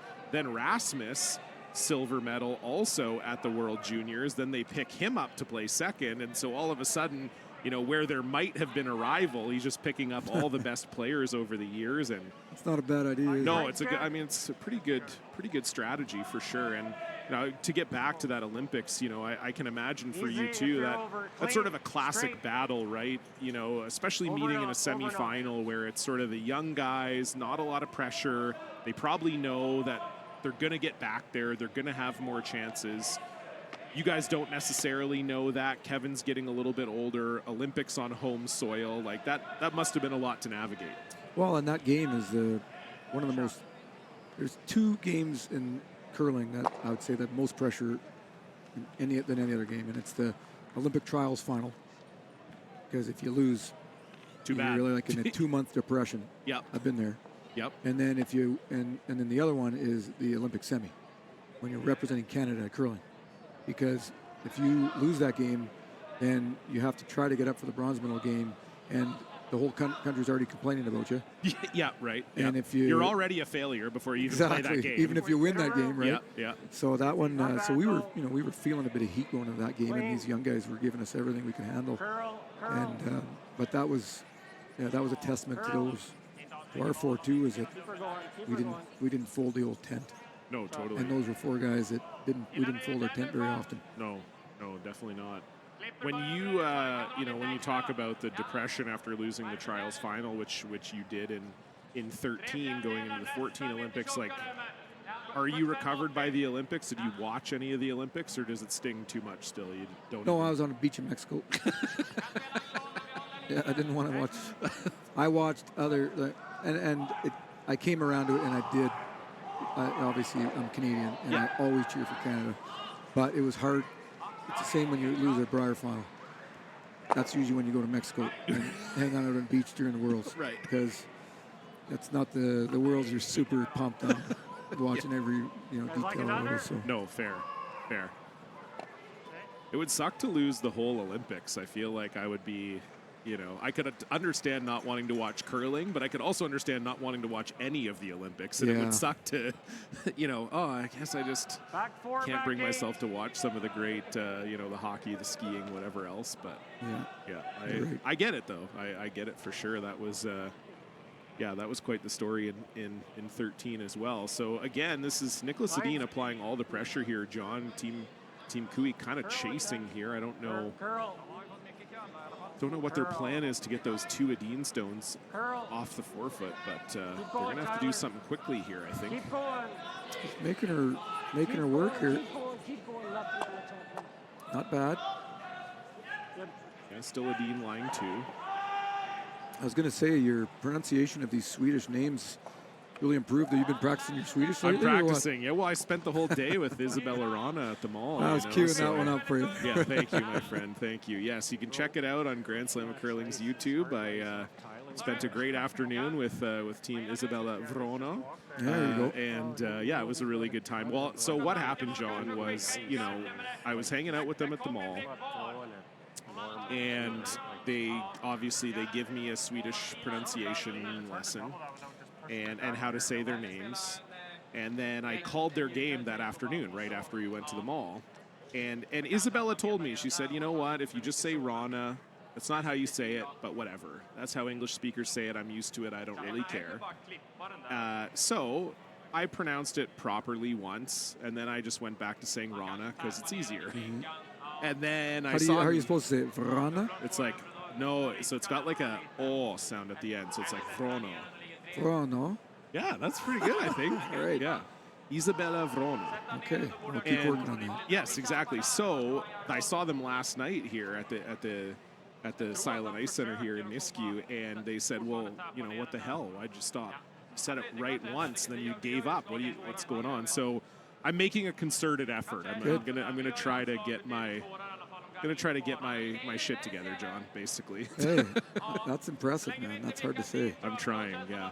Now we're going to get you working on the Japanese and Korean names coming up there pretty I've soon, been right? told my Korean pronunciations are pretty good. Because I did also get some stick for that in Charlottetown. So I'm working my way into it, John. It's one nation at a time. The international man of mystery.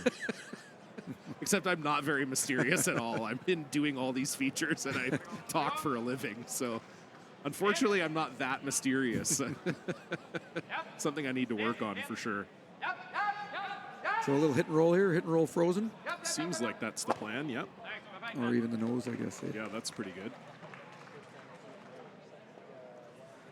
Double bump and just get this to here.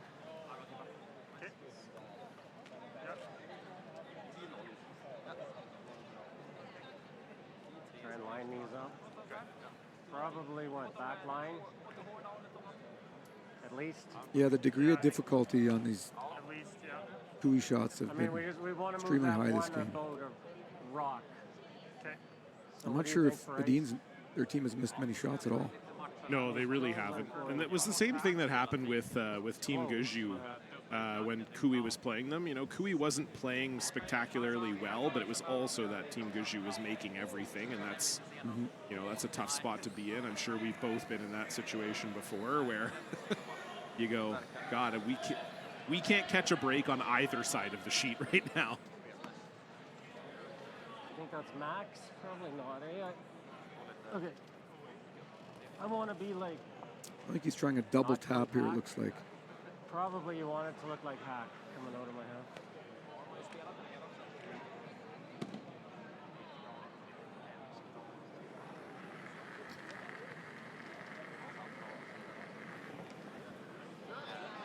Clean. Clean. Yep. Hard. Hard. Hard.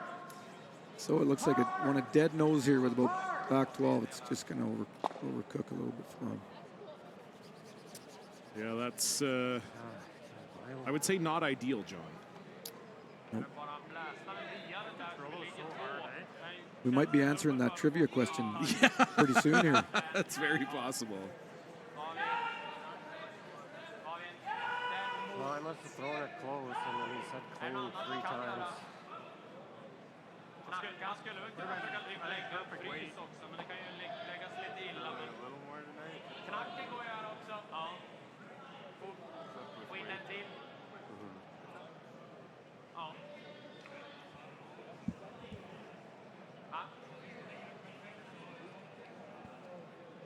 Men han behöver ändå få ner den här bakom 10 också.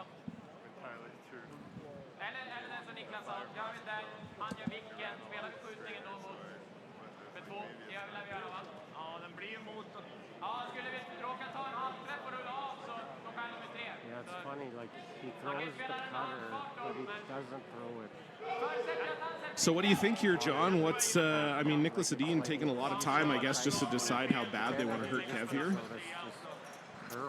Yeah, you know, that Red Rock's still in a bit of a dangerous spot in the top 4 for Kui, but Nicholas can't really remove it very easily either. So I think he's looking at a split of sorts that, you know, Try to queue up that red one. Yeah, and I think that even if he makes that shot, then even if Kev makes a double tap to lie shot, I think it'll be a relatively, there'll be some options for Nicholas, either an in-off or a pick or something, right? So I think seems like he's trying to split here. Back line. I can understand that Swedish. I like when they throw us a little English curling terminology. Just throw us a bone. So first stone for Nicholas Edin here in the 4th end. As my esteemed colleague John Morris says here, just trying a split and maybe roll to freeze. Or at least a corner angle. This looks like it's over curling on him though. Close to nose here. So that wasn't exactly what they wanted, but they do tap it to lie 3. Still a pretty good situation. Kev's going to probably try you know, you're in a pickle because you're down 4. You don't want to, even a force to 1 is not that great of an outcome. So you kind of want to throw this tap just to get shot, but you don't want to be moving that yellow one too far, or else it's going to be a much easier way to get rid of 2 for Nicholas. I mean, I'm still thinking if we. Now, I know that you're happy being out of the game, you know, or not out of the game, but not playing 4-person curling anymore. But you know, when you're sitting here and you're at this beautiful venue, you see the games going on. Your competitive juices flowing, or are you fully at peace? I haven't felt it yet. No, but I do miss the competition. But I'll tell you what makes up for it. Having 2 wonderful kids at home that I get to coach and spend a lot of time with, and that trumps almost anything these days. So that's good. How old's Jack now?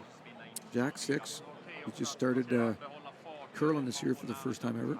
Nice. And did he like it? We're curling at the Cochrane Junior Curling. Okay, yeah. He's the smallest kid in the whole program. I cut a hardline broom in half. Yeah, nice. And that's his broom. Yeah. And awesome. He's been out a few times. He went with one of his best friends. That always helps. Yeah, for sure. You're playing a new sport with a best buddy. So, but we're not. You know, we're happy he's interested in it, but he's also playing a little bit of hockey and you know, just enjoying life and being a kid. Yeah, for sure. So. Oh, that's awesome. I'll just get out. So a big shot here for the Coup Dog. We saw some magic last end. This is not going to be as explosive, but still just as important of a shot here to avoid giving up a bundle to Nicholas Edin. Yeah. Hard line. Yeah, these Indians have been over curling a bit here. It seems like they've a couple in a row over curl, and this one looks like it's. They're holding it pretty nice.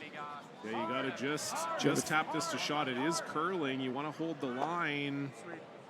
That's pretty good. Not a bad kind of. I don't know if they're planning that, but it's a pretty good second.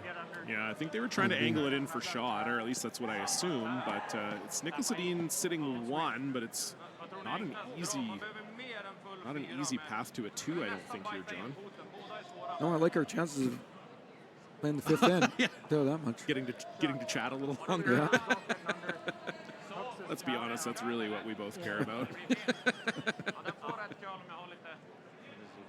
I like this couch. It's a little bit more casual. That's the plan. That's what we're going for here. It's sort of the Friday and Saturday night special here at the Grand Slams. Get a tight little couch, get a few guests on here, talk about the game we love, and watch a game as it's going on. It's been really fun so far. So it looks like what do you think he's trying here? A tap. Like, does he think he can tap that top yellow? I think so. Yeah. I think if it just shaves that front red one and it takes the other turn. Yeah, I think, yeah.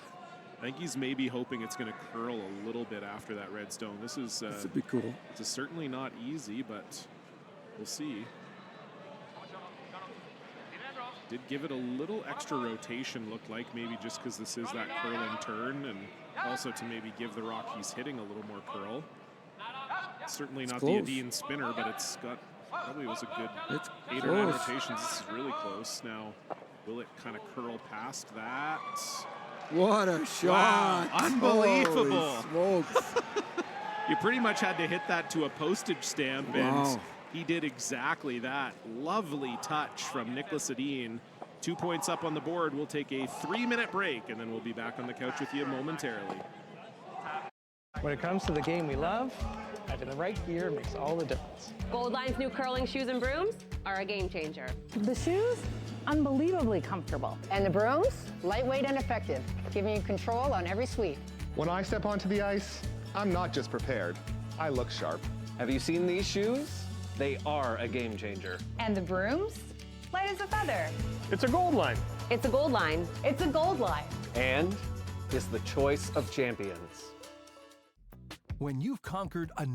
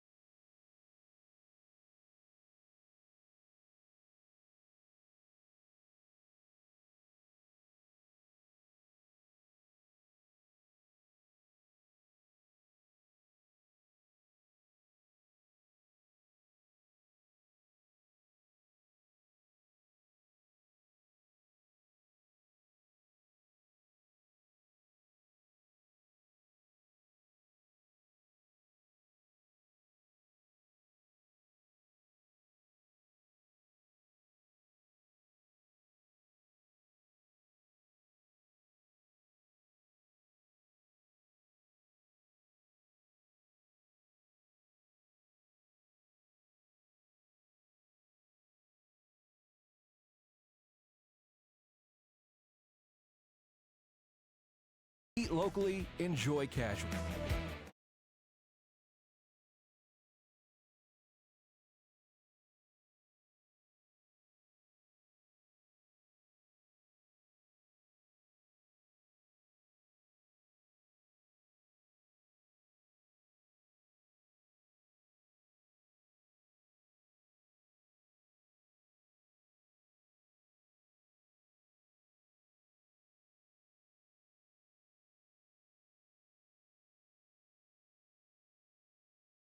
Fans, and welcome back to continuing coverage of the Co-op Canadian Open here live from the Silent Ice Center in Nisku, Alberta. The curling couch is back. Friday night special. Nicholas Edin, Kevin Cooey. I'm pleased to be joined by two-time Olympic gold medalist John Morris, and now joining us on the increasingly busy curling couch, the CEO of the curling group, Nick Sulsky. That's way less impressive than two-time Olympic gold medalist. Well, it's, I mean, you at least have the excuse that you never played curling. I played it for 25 years and have just about the same credits that you do. So that makes me feel a little bit better about myself. Yeah, Thank you, John. Hey, you're welcome. I mean, don't get me wrong. If we played one-on-one, I would whoop your ass. Oh, man. Give me a year with Nick, okay, and I'll get him trained up. Maybe a few months. This guy's a good athlete, I heard. We should double or nothing that whole $1 you owe me from last week. $2 in 1 year. If you have 1 year of training with John Morris, I will still absolutely whoop your ass. I think we got ourselves a gamble here. Wow. So the question is, am I moving to Bragg Creek, Alberta, or are you moving to Toronto, Ontario? Well, we don't have a curling rink, Bragg Creek, so that's our first problem. But we got 3 months of winter we can we can put a curling rink on the lake we got there. So. Oh, good. Train him up on the lake. That'll help him out a lot. Dude, there's a saloon in Bragg Creek. I kind of want to move to a place that has a saloon. Personally. That's a good point. And a lot of people that go to the saloon still bring their horses. Yeah. Oh, really? Yeah, you tie up your horses. Do you have a horse yet, John? Not yet, but you want one. My daughter is starting horseback riding lessons. Oh, okay. There we go. Soon, so. You seem like the type of guy that would just have a horse. Well, I do love to hunt and fish, and that's what I'm saying. I have been on horses a lot, but I don't have one yet. So. Okay, I think it's time. Let's get John a horse. Hashtag get John a horse. Get John a horse. And can I apologize personally to the curling fans out there? I know there was a lot of comments that there was a little bit not enough curling talk when I jumped on the couch last time. And the precedent, I guess, is repeating itself because the game's been going on. This end's been going on for about 3 minutes, and there has not been one comment about it. So, how's it going? How's it looking, John? Things are going on. Well, it was unfortunate because Karek Martin drew his first guard into the house, and Nicholas Edin was able to remove it. So that is not great. I'm not sure that that's exactly what people were complaining about, Nick. But hey, look, we're happy to have you back. This is atonement, I believe, here Friday night on the couch. And no, it's great to have you here. I mean, Nick, I was talking with John about this facility, and I'm sure for you, coming in here, you have to love what you're seeing here. Not just the packed house, obviously that's great, but just the facility itself. What a spot to have a Grand Slam. I've heard nothing but amazing things from all the curlers all week long. I mean, this venue opened up like just over a year ago. It's one of the most beautiful buildings I've ever stepped foot in, and honestly, full credit to the great folks at Sportsnet and the great girls on our team, Christy, Jen, and Jenny, because this is a venue that I inherited. I had nothing to do with this decision, so I'm very fortunate. And this building, yeah, John, to your point, wow, walking in, incredible. And I've heard the same thing from the curlers. The ice has been great, fans have been great, the ambiance has been great, and the commentary provided by you guys on the streams has been good. It's been adequate. We have been here. The attendance has been strong. Whether or not the ability has been there is neither here nor there. But yeah, I mean, really, just it had. I've been in a lot of arenas in my life. I've played hockey my whole life. I've curled my whole life.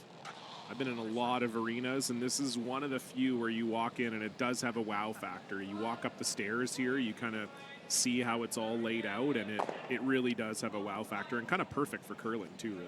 So speaking of wow factor, how good does Kevin Cooey have to curl right now, or how bad does the team Edin have to curl right now to make up a 5-rock deficit in the fifth end? Well, let's just put it this way. We're probably going to have a lot of air time to fill with some good stories. Yep. Because when a game like this, it sometimes is kind of one-dimensional. Like, can a team, legitimately, what's going through Team Cooey right now? What can they do because they're down by 5? Is it? Well, in a typical curling, let's say you're playing league curling, or even some of the. That's what I'm talking about, because league curling 6-1. It ain't over. I'd say still a decent chance that team has to come back. But in the Grand Slams, especially when you're playing against Nicholas Edin, who are maybe the best hitting team on the planet, then your odds have gotten a lot less. Because they're just going to keep taking rocks out of play, correct? Yeah, and what I was mentioning to John earlier is the savior is the 5-rock rule. So the savior is that you can put up for a couple stones before the other team can hit it, except if your lead puts the first one in. Yeah, that didn't help matters for sure. And Kark put his first one in last end as well, so not sure exactly what's going on there. But yeah, unfortunate for Team Cooey. Nick, your direct question was, what is Team Kevin Cooey thinking right now about trying to get back in? And my answer to that question is they're probably thinking, well, what time do I want to drive home tomorrow? Where should we eat after the game? I think it's probably something along those lines. But does it get as detailed as to what I actually want to eat, not just where I'm going to eat? That's a good question. What level? When do you get to that level? That could be after this. Yeah. Well, if it's 8-1 after this end, then we will no longer be on the air. So. Well, that's unfortunate. Yes. Free the couch. Yeah. Exactly. Who's to say we have to go off the air when this game is over? Wait a second. Well, and we had a trivia question. I think I think we should ask Nick with the Well, yeah, trivia question. Nick might know, but I think you can only play. You have to play 5 ends, right, Nick? I have heard that. Yes. Okay, that was our trivia question. What's the I should probably know that. I believe it's 5. Okay, so as of right this moment, you have to play 7 ends. That is the new official rule. You got to go down there. I'd love for you to go down and tell Kevin Coo he's got to play. He has to play 7 ends. 7 ends from now on. So we have to tap in. We need to get Robbie Doherty up here. We need a house microphone, ladies and gentlemen. From this moment forward, the Grand Slam of Curling's minimum ends played is 7 ends. Yeah, exactly. We had that happen last year. I was calling the BC women's final, and unfortunately, Corinne Brown was having a tough day against Clancy Grandy, and that was on TV. That was and we were it was on local TV. So they were told they had to play 8. And after 6, they requested that, maybe they could stop. And we didn't know if Czech had programming to fill the time, because it's just like local TV. It's not like Sportsnet where, maybe they can queue up misplays of the month or whatever. Well, they got Mr. Bean ready to rock. Yeah, over there. well, exactly. We didn't Don't need language for Mr. Bean. The beautiful thing. That's true. We didn't know that. So they made the request at this end of the 6th end. Can we quit? They were told no. And then by the time word kind of got up to the booth, and then we asked Czech and whatever, Czech said, yes, they can quit whenever they want. We're fine with it. But by the time the word got down, the lead for Corinne had just thrown the first rock of the end. So then they had to play the 7th end, even though they were technically given permission to quit. And that was tough. That was tough. And they miraculously came back and won. No, they quit after 7. Yeah, that would be amazing if it was like, and then that was the beginning of the greatest curling story ever told. But as you know, John, at this level, unfortunately, it doesn't often work that way. Usually, if you're getting pummeled, you stay getting pummeled, unfortunately. Let's talk about our biggest comebacks we've ever had in our life. Oh. I can tell you. I'll tell you my best and worst. I can tell you my worst. I don't even know if I have a best, but are you ready for the worst? Yeah. Now, in fairness, I was juvenile, so I was 15. It was juvenile playdowns. We were up 8-2.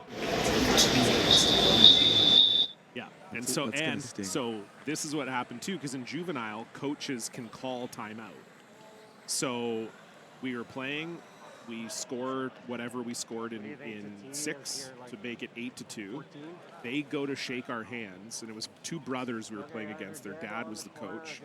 Their dad bangs on the glass. No. You're not quitting. And this is an 8-end game, by the way. Juveniles is 8-end game, not 10. Bangs on the glass. Timeout. Comes out, says, sorry, boys, we're not quitting. For kind of to your point, like league curling, juvenile curling, anything can happen. So he comes out, we're not quitting. And this was to go to provincials. This was the zone final. So something on the line. So something was on the line, zone final. So he comes out, we're not quitting, boys, you're playing. So we play the 7th end, they score 4. We play the 8th end, they score 2. Tied 8-8. We play the extra end, they score 1, and they win 9-8. That's a good one. You got me beat. Yeah? Okay, well, go ahead. Tell us your best, because I don't think I even have like a positive side of the ledger for that one. So what's your best? I was down 4 in the last end in a junior mixed game, playing with Jen Hanna and Craig Salvo. Oh, yeah, okay. Nice. And we got 5. We decided you didn't even need the extra. We got 5 in the last end to win by 1. But my worst ever, you might remember this, 2001 Olympic curling trials. We're up 3 against Russ Howard and give up 4 in the last end, lose by 1, and then we missed the playoffs by a game. I do remember that. That was a stinger. That was a tough one. Yeah. I threw my shoes out after that game. I know you broke a few brooms in your day, but I didn't know you actually threw. That broom was done too. I don't know. I didn't know you threw shoes in the garbage. That's the first I've ever heard of that. That was a garbage. Those ones were in the garbage at the rink, or did you wait till you got home and threw them out? I played with new shoes for the rest of that trials after that game. Oh, it was right after the game you threw the shoes out. Shoes out. Did you have a backup pair? Or you had to go buy. No, I think I went to the local. But was this before or after you won medals and stuff? This would be before. Because you won 2 World Juniors. But I heard a story recently of some person in Prince Edward Island walking into an antique store, finding a pair of like a broom that you used to use or a pair of shoes that you signed. And like it was like an artifact. It was like an antique. It was significant memorabilia that was uncovered. It was like sports pickers. Yeah, well, you know what? I have to say, I have had a similar experience. When I first moved to Alberta, I went to a thrift store. Yep. And I found an Alberta curling like sweater, like knit red, and it was Matt Baldwin's sweater. No, wow. And for some reason, he's like He Alberta basically legend. originated the slide. He was like kind of the first person that really slid out of the hat. So he's like the Dick Fosbury of curling. Yes, very much so. And this was is the it final Dick stone. Fosbury? Is that his name? Final Oh, sorry. stone for Kevin Cooey, by the way. No, you're good. We were talking. It's an open hit for 2. So we are going to get another end if Kudov makes this. Oh. That's going to he's fly got it. out. He's got it. Yeah, he's fine. Oh, okay, good. Nice shot for Kevin Cooey. So it will be 6-3, and we'll continue our exploration into the life and times of Dick Fosbury when we come back. When it comes to the game we love, having the right gear makes all the difference. Gold Line's new curling shoes and brooms are a game changer. The shoes, unbelievably comfortable. And the brooms, lightweight and effective, giving you control on every sweep.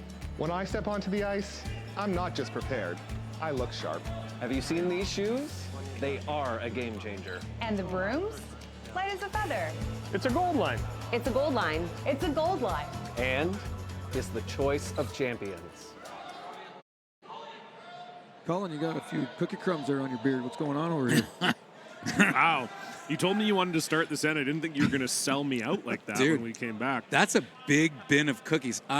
Can we have a wager on how many cookies get eaten out of this bin? My wife, Becca, came up for the rest of the weekend for the Slam, made some homemade cookies for the booth. So that has to sustain the booth for the next couple days. Correct, yes. All right, so you might have to ration I will those. say her chocolate chip cookies They look incredible. They're out of this world. They look incredible. It's like the best chocolate chip cookie you'll ever have. Candidly, I don't eat chocolate chip cookies anymore, unfortunately. But those I know you're look not a like, sugar guy, but they're... I'm not. Yeah. They look delectable. I think I'm going to try one before this ends over. Yeah, do it. Yeah, why not? But I got gum on my I think it's going to be way before this ends over. Yeah, exactly. No, but if you keep the gum in, it's like my mint chocolate chip cookie. I never liked mint chocolate chip. No? Fair. No. Oh, I'm a big mint chocolate That wasn't guy. my... When those Girl Guides came out with the mint version? Not for you? No. I love chocolate mint. Did you buy Girl Guide cookies because you wanted the cookies or just because you wanted to support them? Support them. Yeah, I But- agree. And then you ate them by accident. By accident. 2 o'clock in the morning or a little, Girl Guide cookies. Here's the key with Girl Guide cookies. Both the mints and the regular cookies, freeze them. Oh. Then they last. You just eat them Oh, frozen and oh. they taste way better. You know, my daughter, when I buy a bag of grapes from the store, Freeze the she grapes. puts, Frozen grapes are out So of this that's world. not like a teenager thing. That's like you know this too. Absolutely. Wow.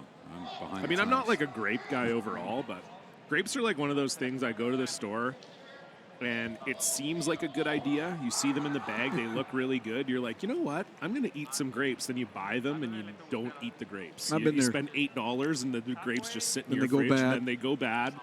And you go, I guess I wasn't in the mood for grapes. I think I'm about a 50% grape eater. I'll eat 50% of the Right, package. right. It's pretty good. Green or red? So I mean, like green all the way for sure. So truly though here, like, how does Kevin try and force Nick right now to just score one? Because that's what he wants right now. He doesn't want to steal. He wants to force Nick to score. I think it's possible if he forces Nick to one, John, it's handshakes. Mhm. I think Cooey has to steal here, no? Yeah, he's playing a bit more. If it was a 10-end game, you can get away with a force. Oh, I see what But you're in saying. an 8-end game, I think they're going pretty hard for the steal here. And it's a good start. So can you tell me, like, I don't know anything about the sport, ironically.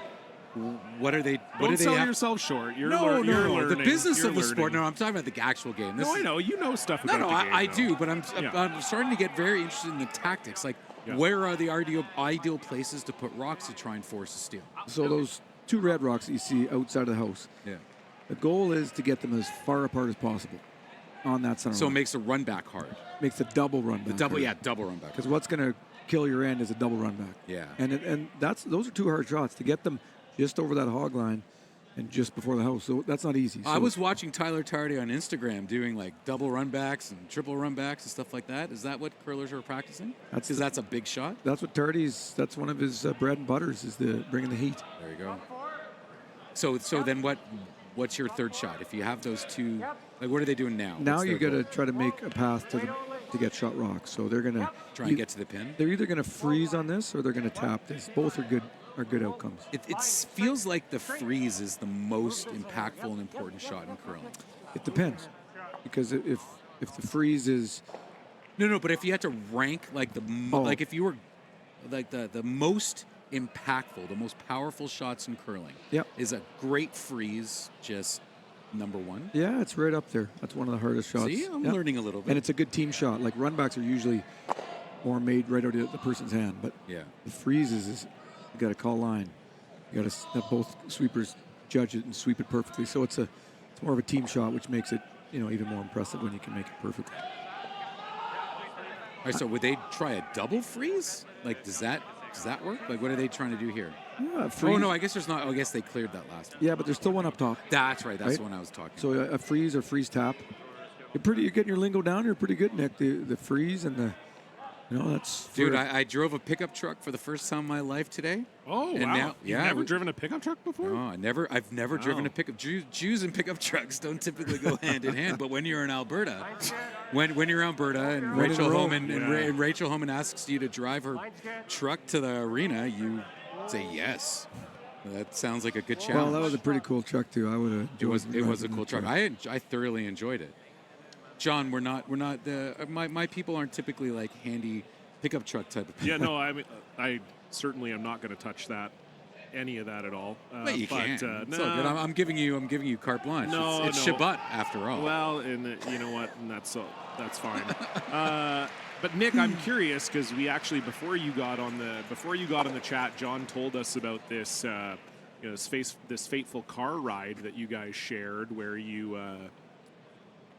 kind of pitched all your curling ideas to John. We heard it from John's perspective, but what was that from your perspective? Like, was that kind of spur of the moment? Was it something you'd been thinking about for a while? How did you come up with the idea of I'm just going to bombard John on this car ride with my ideas for the Grand Slam curling? Well, we were going to the Briar in 2023 in London, March 2023, and this is about a year and a bit after I had my first taste in the curling industry, being, leading the PointsBet business and doing a deal with Curling Canada and some of the great teams in the league. Like I met John for the first time because the first team I sponsored was actually Kevin Creery's team. And it was Kevin was playing with John and Mark and Benny. I couldn't stop thinking about this sport after I got introduced to it. And I'd been thinking about it for over a year, and reality is when you're trying to think about ideas to change and evolve things, you need buy-in. And the most important buy-in that I thought I needed was from the curler's perspective, right? And Johnny was coming down to the Briar with myself, representing PointsBet. And I picked him up in Waterloo, driving down to London, and I had him in the car, so I had a captured audience. So I was like, I'm taking my shot. And I had to validate some of these ideas. And I said, Johnny, do you think the curlers would go for this? Would go for a lot of these ideas? And he said, yeah, I think they would. And I was like, all right. And then a year and a half later, after some interesting conversations and convincing my wife that I was going to jump back down in the startup fray, here we are.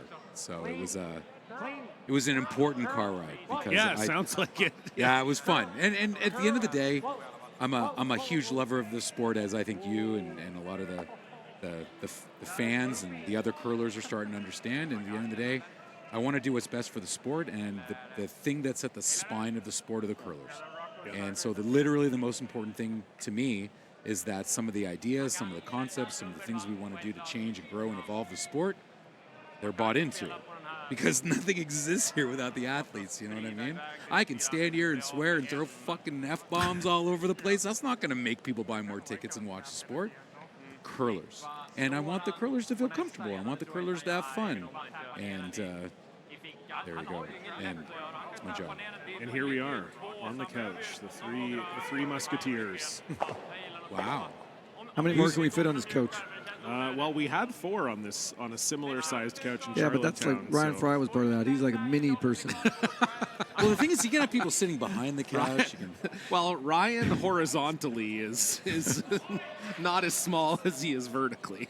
We'll say that. But wow, that would be that's an astute statement. Well, I'm trying my best. What can I say? I know we're not. John Morris and I aren't giving you a lot to work with here. No, Sorry you guys about that. no, you're doing great. You're doing great. So it's just another peel. Looked like Nicholas Edin was having a convo. I feel like, John, this is not a bad setup for Kevin Cooey here.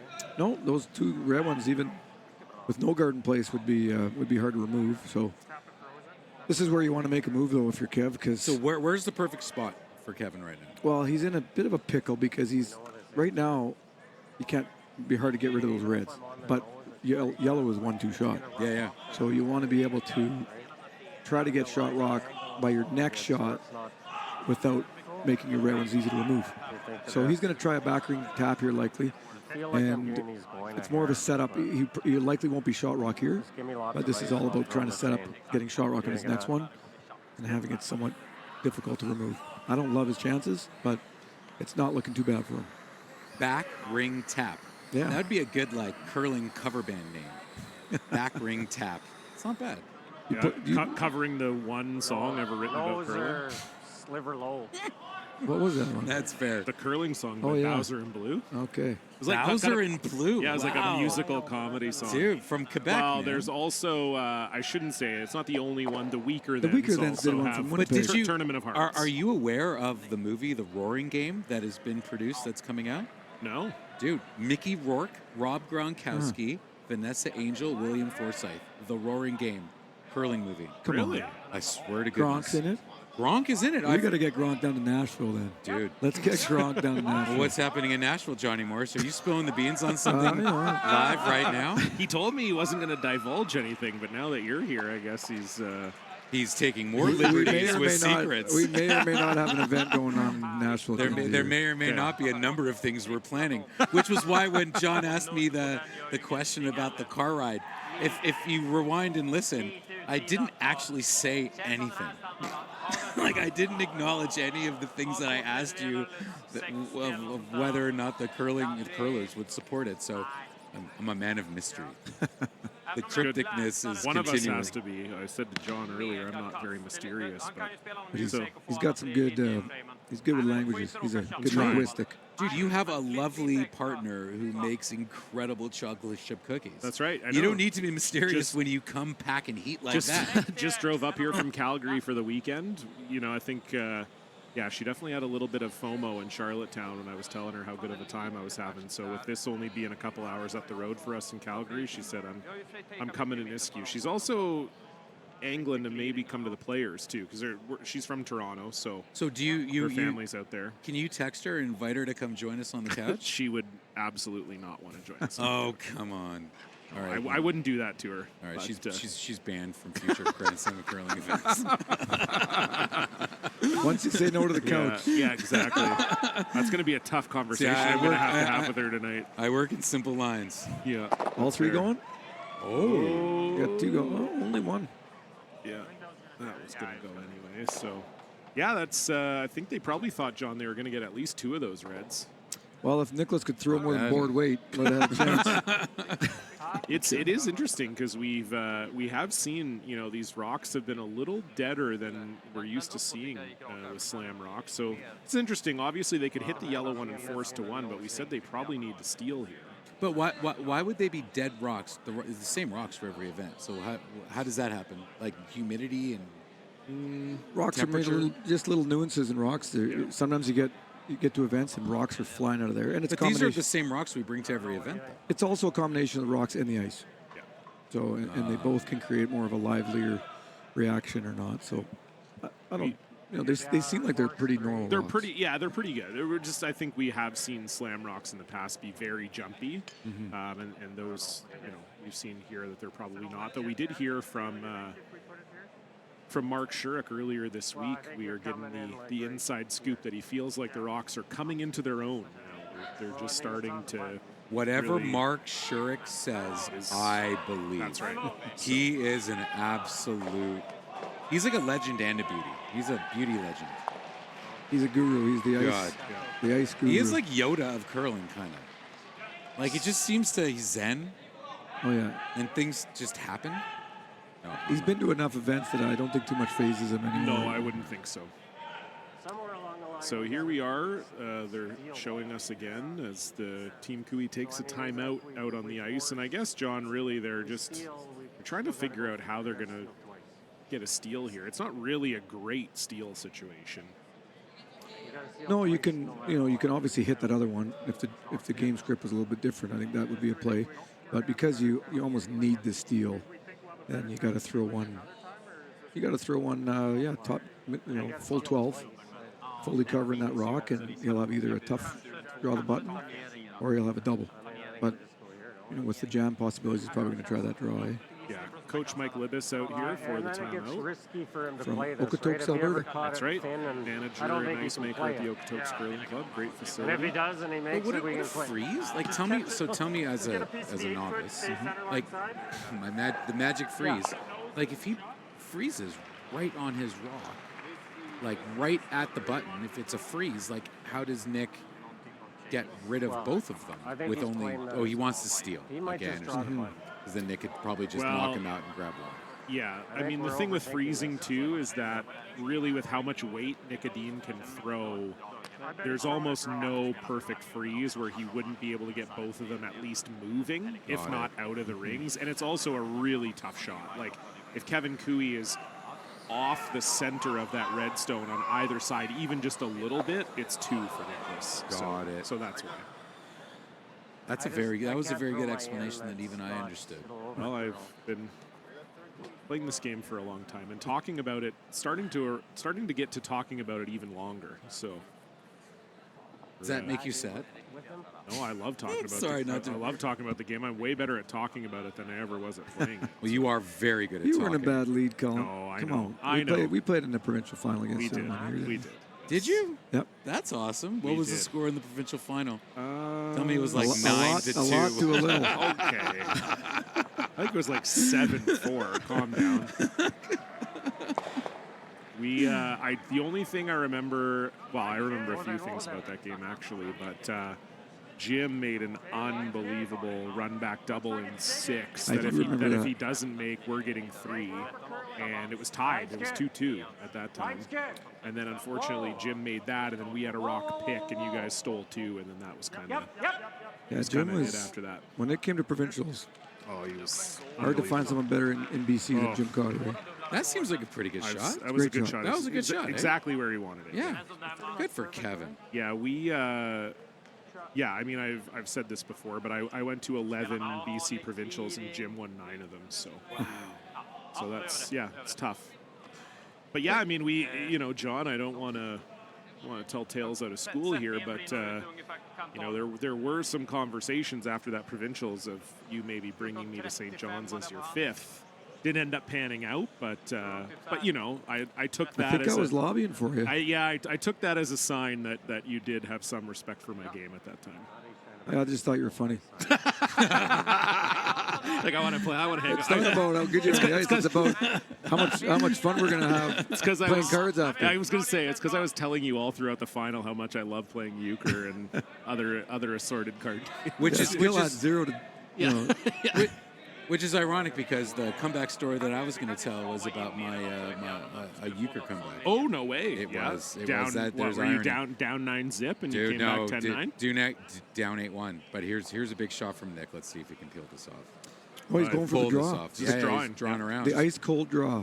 Ice-cold draw for one. I think Nick probably knows that if he makes this, it's pretty much game over. And he doesn't care necessarily about giving up a steal of 1 here. And clearly he doesn't care about the couch. Draw to the pin, and this looks heavy. Nothing at all from Rasmus and Christopher, and I don't think this is going to stop in time. So Nicholas Edin is a fan of the couch. That is what Kevin Cooey needed. It's a steal of 1, and all of a sudden it's a 2-point game. The couch lives. We'll be back after this. Free the couch.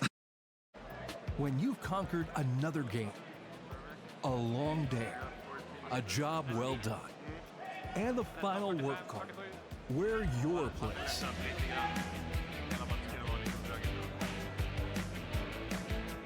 Come as you are and fit in comfortably.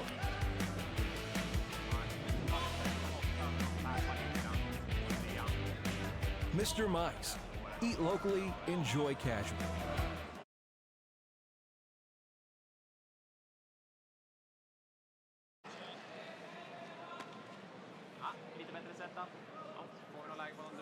Yeah, we're all live tweeting, which isn't great for live commentary. That's all right. You can let it breathe, Nick. Like just because the producer says we're back doesn't mean we have to start talking immediately. It's sort of a little follow orders. Sort of a little trick of the trade. But in any case, yes, we are live and we are back here in the seventh end. Kevin Cooey clinging to life here, both in this game and in the tournament. Needs to win this game to potentially find himself in a tiebreaker tomorrow. But it is still Nicholas Edin up 2 with the hammer, and so I'm here with John Morris, Nick Solsky, and John, you know, obviously Nick Edin will be disappointed to have given up a steal last end, but they're still in control. Yeah, they just have to, you know, even if they give up a couple more steals, you know, I guess that'd be 6-6. So we'd be my math isn't that good anymore, you know. Have I told you I haven't thrown a rock in about a year and a half?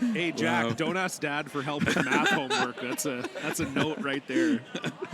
4 + 2 proving to be difficult for him. So. Wow. He's still very comfortable. You're not sitting on our financial committee. I'm sorry. As soon as you started saying they could give up a couple, I was like, I don't think so. I thought it was still after 7. So. Were you saying you haven't thrown a rock in a year and a half? Year and a half. Really? The only time I've been on the ice is with my kids. Wow. And you don't throw. You just. Yeah, there's no. Crazy. But, wow. I got lots going on. Yeah, no, I understand. It's kind of fun being a dad. Yeah. Oh, absolutely. I've actually been playing a lot more hockey than curling these days. Yeah. You played hockey growing up a bit. I won a senior A men's hockey tournament this summer in Invermere, BC. No way. Yep. Pretty pumped about that one. That's impressive. Yeah, I never got to play hockey much playing with Kevin, and we always. We could never. It was almost in the contract that you can't play other sports, right? Course, so, yeah. But it's kind of nice to get back into it. And so where do you play in Cochrane? I play just shinny. Okay. So I'll play after shift. Our crew will all get together and play outdoor hockey and play for 2 hours, and then play in the odd tournament. You let me know next time you're getting the shinny going. You're in our hood now. I'm in Calgary. I'm not too far from you, and I haven't, since I moved to Calgary, I haven't been able to find a team. So, let me know. Come play some shinny in Bragg Creek. Would love to. You know what I think would help? What I think would help you get more hockey games is a tasty bin of chocolate chip cookies. I bet you that would get you some ice time. That's always popular at the fire hall. Bringing by chocolate chip cookies, some home-baked goods. You betcha. Well, because your wife is a cook, right? Like you know, that's kind of how you guys met, if I recall correctly. Yeah, she's. We met at chef school, and she was the best chef in the whole class. Yeah. And she still loves to cook. She doesn't bake a ton. Okay, not a big. I feel like it kind of goes one way or the other. You know, like my wife is a good cook, but she definitely likes to bake more than she likes to cook. I would say. Kind of one or the other. So do you do any baking, or it's mostly?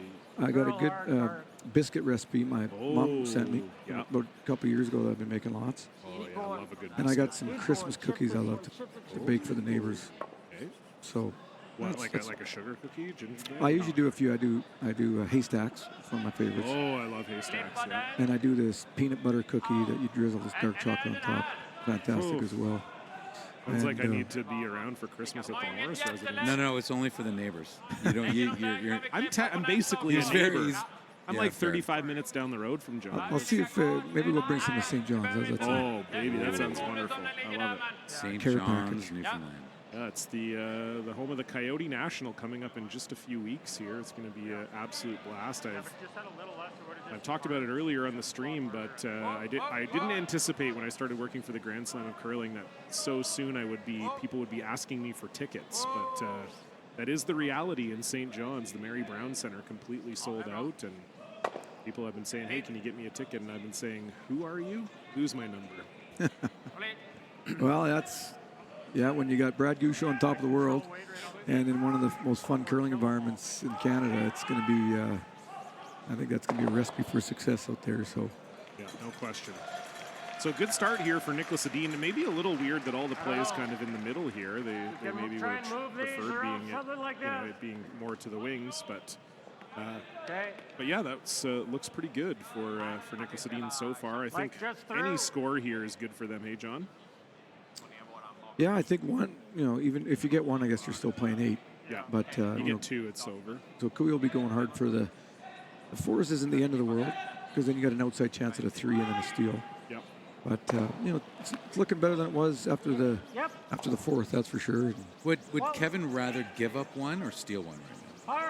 Like, what would he? I think he'd rather steal 1. Steal 1.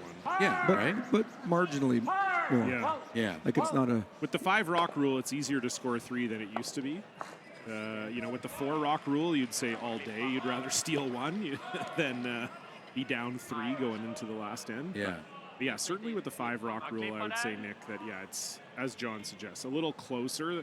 I think the percentages would still favor you being down 1 without the hammer than being down 3 without or with. I actually think this is a strategical error. Okay, what would you play here? I think you just peel the main, the high guard. And because it was staggered and you didn't really have a shot at getting, it's going to take you 2 shots to get shot where it was. So I think the play actually is the high guard. Kevin Martin would do that all the time when we played with him, and it worked. We rarely ever in this situation we're not going to do so. Right. So what's the rationale there? Like, obviously you're saying, is it just keep because peeling, they were staggered? Just keep peeling that top guard all in. Right. And then they have to, they can't. They need 2 shots to get at your, and the way they were staggered, it wasn't very helpful at all for them. So I'm not saying Nick's not a smart fella. He's one of the smartest there are, but now I think for sure you're peeling that high guard. No question. So what would the odds be that high guard is getting peeled right now? 100%. 100%. It's just whether or not they're going to chase the double here, I think, is the question. What they're trying to do is waste a few. You call it. It's just waste a few shots now, because Nicholas and Sweden are in a real good position. They don't have to do anything. They just have to not screw up. Yeah. So probably see Kevin Kui replace it, although it kind of sounds like maybe he's not thinking of it. There are only 3 stones left, so you could maybe see him bring the play in the house here. I think you do it like this. Yeah, I like that. So what do you think Aaron Slaczynski brings to the fold here, John, to this team? I think just, one thing that you probably played him too coming up in Alberta. He's been around for a long time. He's not a super young guy. He's around my age, so he's, getting up there in curling years. But, I think we always kind of knew him as a hitter when he was coming up, and he never could really just seem to put it together. Like, he was always a really good player, but just never kind of had the right team.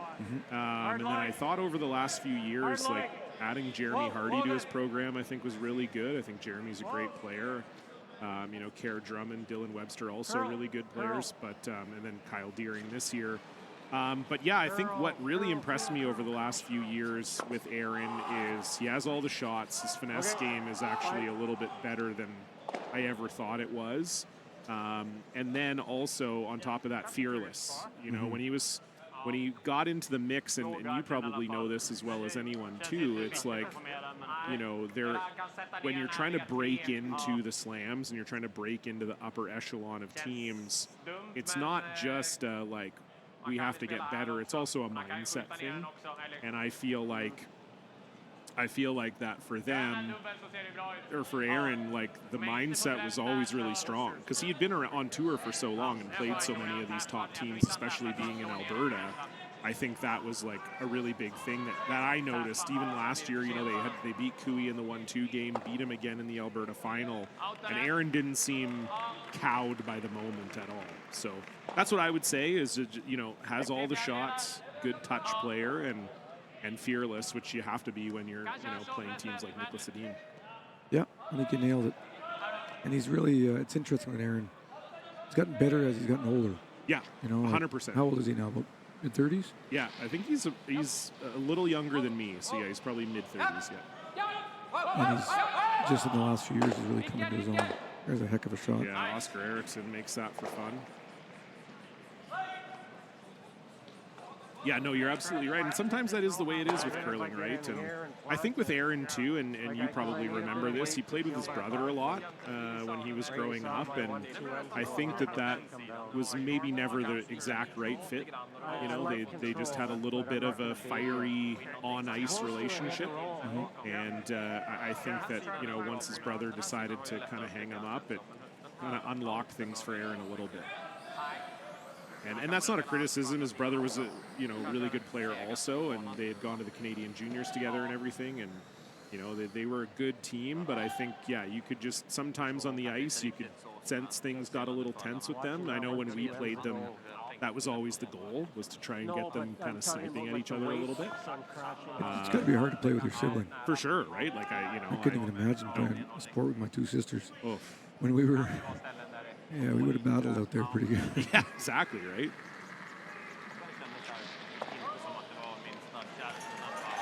Yeah, no question. So I think that's all wrapped up in the package. But yeah, he's been a really good player, and I think will ultimately be a good fit for this team, as Kevin Cooey is trying the straight run back here, but just didn't quite curl enough. It's not bad, but wasn't exactly what they were hoping for. Would have loved to get that one close to straight back, I think, Johnny. Is that his first or second? That's his first. Okay. So what's Nick's goal now? Get rid of that red right there?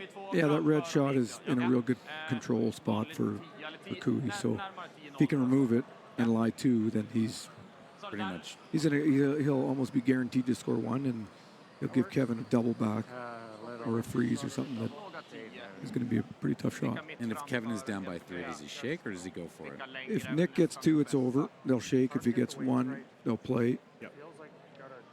And if they steal, they'll obviously play.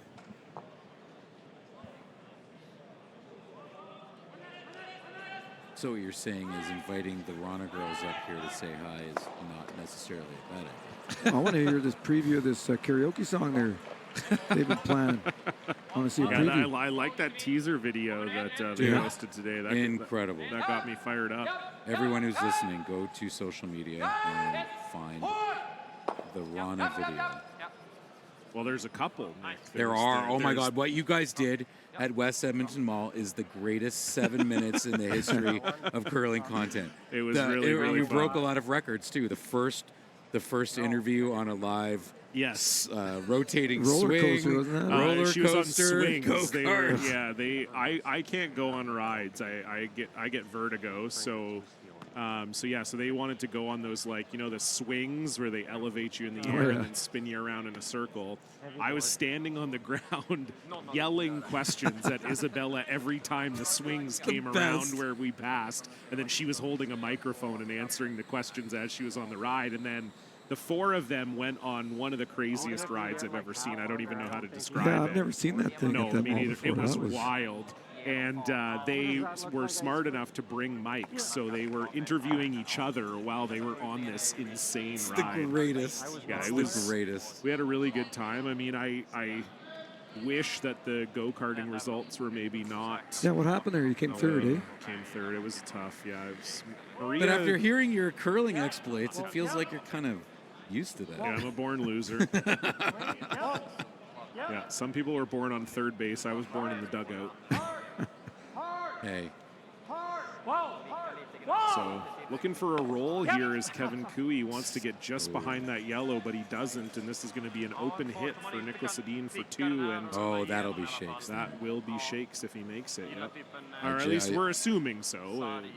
I guess there is a chance. Oh, they're coming. I guess so there is the a Rana chance girls that are Kevin will on play. their way. So we need another end. The Grand Slam of curling. If we're going to another Okay, wait, I end need right the now. microphone because I think the Grand Slam of curling is extending to 9 ends. the official new length of the Grand Slam of curling. Ladies and gentlemen, that's what we call a callback in the industry. I can only imagine what would happen if you just said in the middle of these games that all the games are 9 ends. 9 ends right now. Right now. Right, We're changing it. I need a microphone. Somebody find Robbie Doherty. Yeah.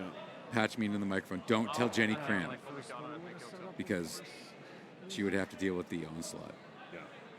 So final stone here for Nicholas Edin in the 7th end, and it may be the final stone of the game here. What a board waiter for 2, it looks like, hey? Yeah. This would be like a minus 200, minus 300. Oh, Yeah. minus 90% chance. Oh, boy, that's like a minus 9. Yeah, no mistake made for Nicholas Edin. So 2 will go up on the board, and we'll see if that's it. And indeed it is. And so Nicholas Edin will move on to the playoffs with a 3-1 record. And unfortunately for Kevin Cooey, that drops them to 1-3 and out of the Canadian Open. But a valiant effort, a nice comeback try for Kevin Cooey. Just couldn't quite climb the mountain. So that'll be it for us here. But we'll be back at 8:30 a.m. No, let's keep going. We will be back here at 8:30 a.m. local time tomorrow morning. That's 10:30 a.m. Eastern, 7:30 a.m. Pacific. I am hearing rumors that it will be Tyler George and John Schuster on the call for tomorrow's tiebreakers. You won't want to miss that, and we'll have continuing coverage for the rest of Saturday and into Sunday as well. Thank you so much for tuning in for John Morris and Nick Solsky and the whole crew here at Home Team Live. Thanks for joining us on the Curling Couch. We'll see you back here tomorrow. Good night. Peace.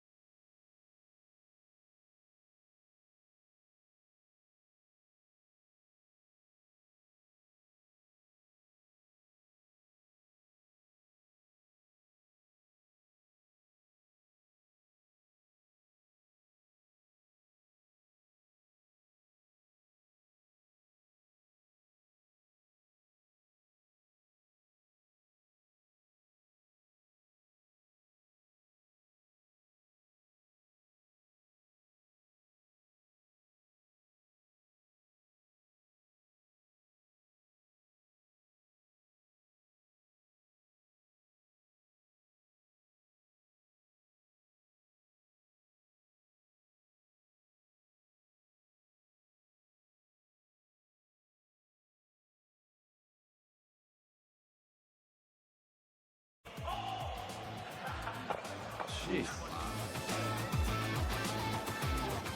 Clean! Keep going, Edin! Keep going. Keep going. Girl! keep going, keep going, keep going, keep going, keep going. Minus 1,000 flash will win apres curl. Oh, they're really sweeping this, boys. Look They're at this, really is a good sweeping one. this. Oh, boy, you can't give up a steal here. Oh, perfect. Okay, nice shot.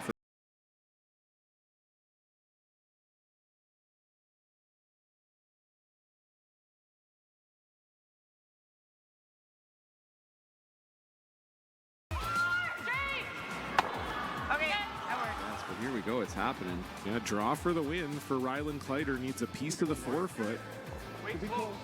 He's been really good all game. Trevor Johnson on this one here. Can't hear yet for line ever. No, they like good. line. Now does it have the speed?